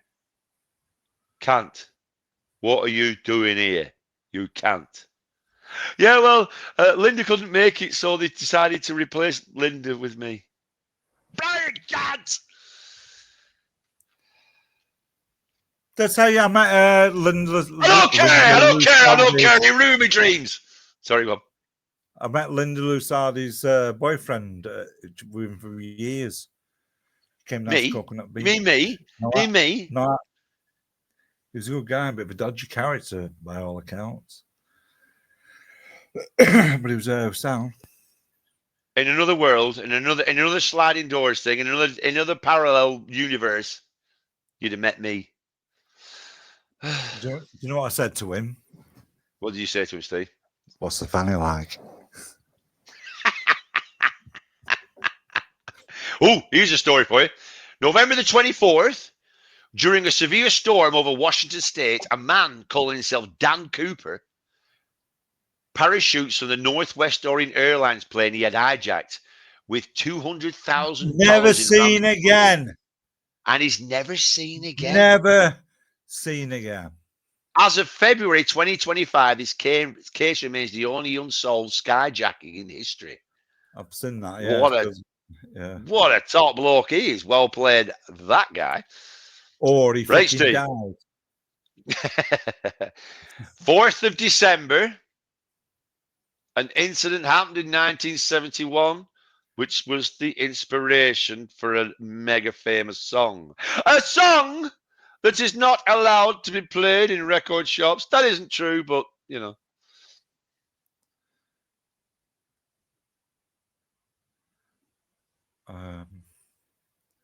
Bit more clue. Sing one of the most famous guitar riffs you can think of. Smoke on the Water. Fire in the Sky, Stephen. Fire in the Sky. Yeah. 4th of December, the Montreal Casino in Switzerland is set ablaze by someone wielding a flare gun during a Frank Zappa and the Mothers concert. The incident would be noted in Deep Purple song Smoke Hot Water. What about this one? Go on then. For some reason, I was talking about Frank Zappa. I was working with Craig Barnes, who's the same age as me.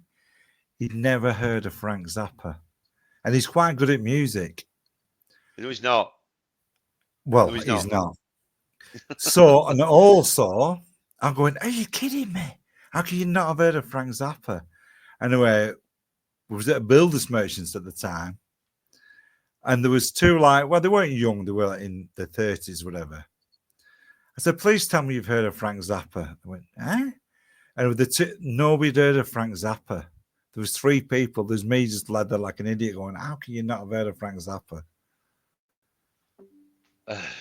I have nothing to say. I have nothing to say. Right. December the 14th. Red. Go on. James Bond's Sean Connery's last James Bond film. Never say never again. That was not a James Bond film. That was his last James Bond film. They had this fucking argument. It wasn't a James Bond film. It's a James Bond film with James Bond in it and Sean Connery. It's not a James Bond film. It's not a James Bond film. Never. It's It's not. done by the Broccoli family. It doesn't count. It's not. Fuck off. Diamonds are forever. Forever. Diamonds are forever. Can you do the Shirley Bassey's last? Can you do that?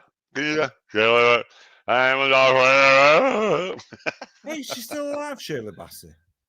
She must be. I think she is, isn't she? Shirley Bassey. Just the Bassey. Also, there was. Do you remember the bit where the car goes on the two wheels through the narrow alley? You remember it's a red Mustang. Yeah, on the sideways. And he puts it up yeah. on two wheels. Well, Yeah. there was a continuity area there if you watch the film, because when he goes through, and the car is on its left wheels like that, and then it shows him coming out the other side, and it's on the right wheels. So Is it not one of them? Yeah, one of them. Yeah. And December the 19th, A Clockwork Orange was released. I watched that last night. That is a fucking good film. Watch it. No, I probably need to watch it no. again, but I never liked it. That's exactly the thing. I never liked it as a kid. It was all like, what's going on here? I watched it not long back, but I watched it again last night. It's a fucking good film. It's really good. Yeah, it's well good. And what's he called? McDowell that does it when he's doing the bit at the end where he's feeding him. Oh, it's such a good film. And he just made all that up like and everything. But what? Honestly, sorry, go on. I seen a podcast with him on Theo Vaughan only a few weeks ago. He's what, Roddy McDowell? Yeah. He's obviously old, but he's really got his wits about him. He's a really I saw him on he'd been on somebody else. Unless I saw it on that. I saw him being interviewed about something. Oh, he's really good. And it's a very good film. It's a really good film. Where are we? Again, I was that's probably too young to watch it the first time. It was a bit too deep, weren't it? Well, that's the thing. When you watch it and get past all the violence and the language for the start is his. How they speak is well good. It's all because that's what I thought. You know that? No, it's fucking what's he called?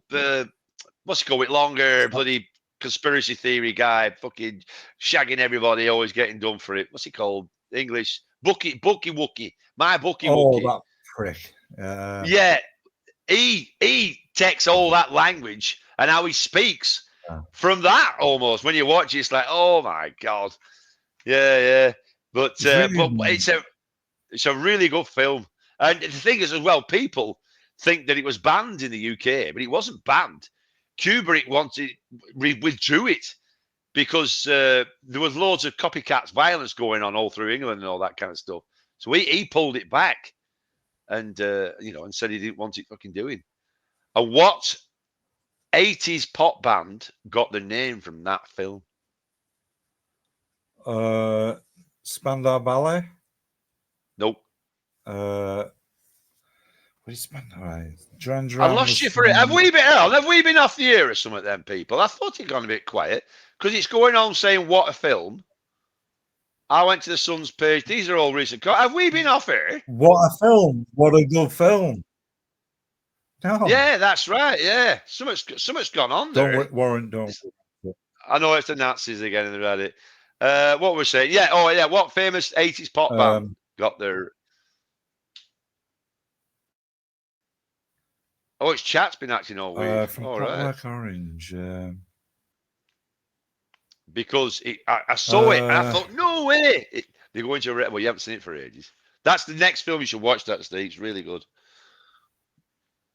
I'll put you out of your misery because it's getting on. We've been on nearly 3 hours now. Heaven 17. Yeah. Oh, right. Doesn't ring a bell, that. No, it doesn't. I just saw it on the thing. It says they're going to the shop. And there's a Heaven What's the 17 fucking connection thing. with the Heaven 17? It's they go into like what's a the record shop. Hey,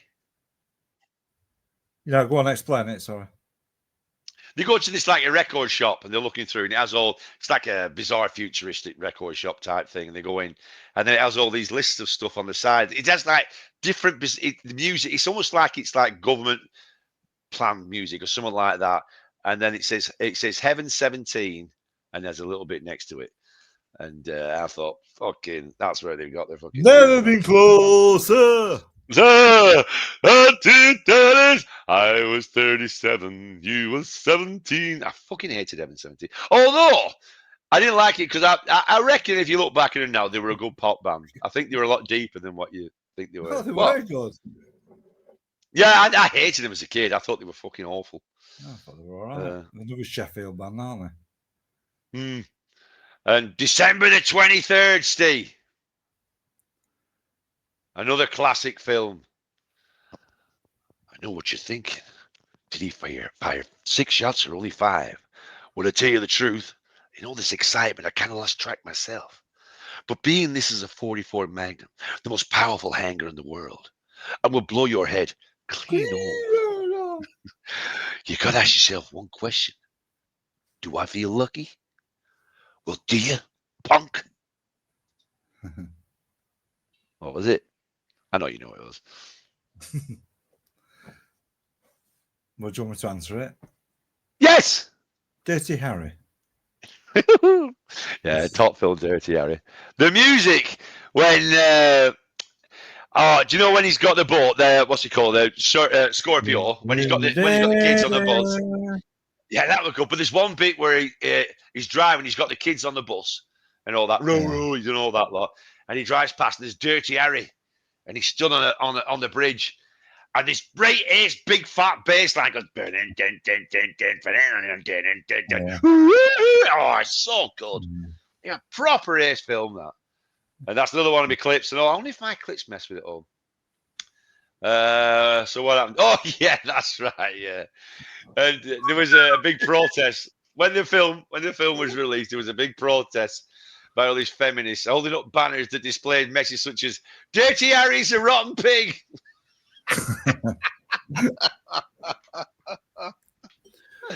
When he gives it Cagney and Lacey, or when she starts. Remember when she starts? No, that's a later film. That's is that Magnum Force? Dirty Harry, isn't it? No, but it's that Harry was a different year. We haven't got to that year. It's the year system program. You fucking me year system up. Right, check this out for a story. On December the 24th, Julianne Kopic, I think it shows Kopic, it's a really bizarre name, survives a fall of 10,000 feet following disintegration of Lancer Flight 508. The flight was struck by lightning, and she fell 10,000 feet while strapped to a seat. And all she had was like injuries. She had a concussion, broken collarbone, and a torn knee ligament. She was actually strapped into the chair as she went down. She survived 11 days alone in the Peruvian Amazon rainforest until she was found at a local lumberjack camp. Yeah, 1974. Yeah. Fuck off. 11 days in the rainforest, where she spent following a creek to a river. She had to deal with insect bites, infestation of botfly larvae in her injured arm, rabies, and then and after 9 days, she found a camp, and then the lumberjacks came back and then started pouring gasoline onto her wounds. I thought that must be like a bit like, whoa, what are you doing? Anyway, yeah, but that's mad. That they reckon they did.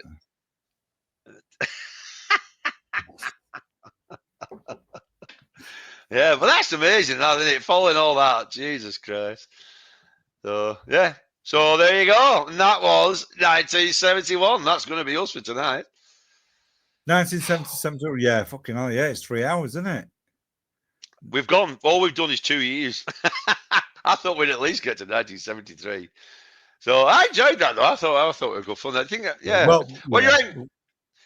because we're on about keeping this going, folks. So what do you think? You should carry on doing it like this because we're going to work our way through the 70s and then we can do the 80s and then the 90s. I think it's really cool, actually. I really enjoyed that. But yeah, so thank you very much, folks. I think someone's gone Andy, the mental in sarcastic chat. bastard. It's been really interesting. Cheers, Andy. No, that's what I mean. I think I think it's a lot of good stuff, and I'll get You better can't at be it a as bit well. of nostalgia. It's good looking back in it. It's fun. But there's lots of shit. Like I said, there's loads of stuff. There's lots of stuff that going on about the IRA bombings and all that kind of stuff, and constant terrorism all over the world, and fucking Israel fighting it anyway, and all that Good old stuff. sexism. Oh, yeah, you can't beat a good bit of sexism, can you? Let's finish on this one. If we had to go back to any decade to live your prime years, let's just say your primary years, 23, when you're young, blah blah blah. Would you go? I think I would go for the 70s, but it's a case of what we know now.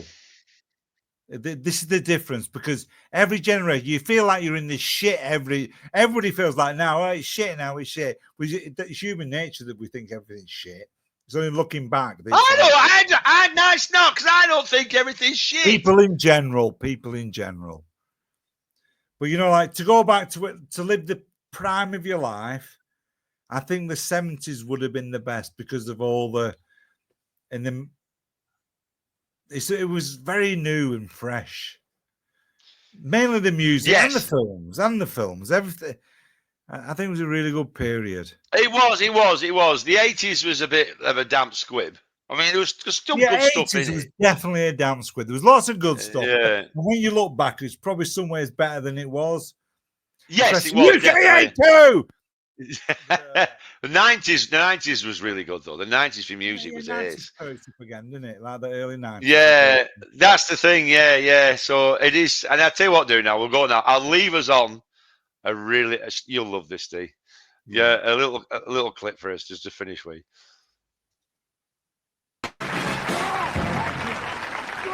Thank you. Stop. Thank you. Well, I must say you've been a wonderful audience. And I'd like to finish now with a little song. I can always tell if an audience is going to be good or bad. Good night.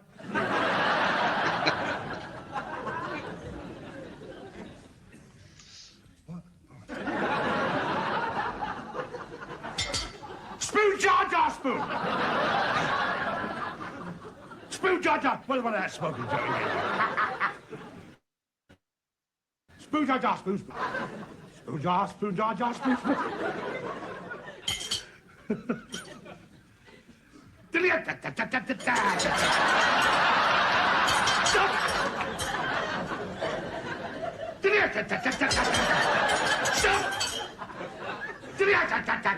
Well, pull it.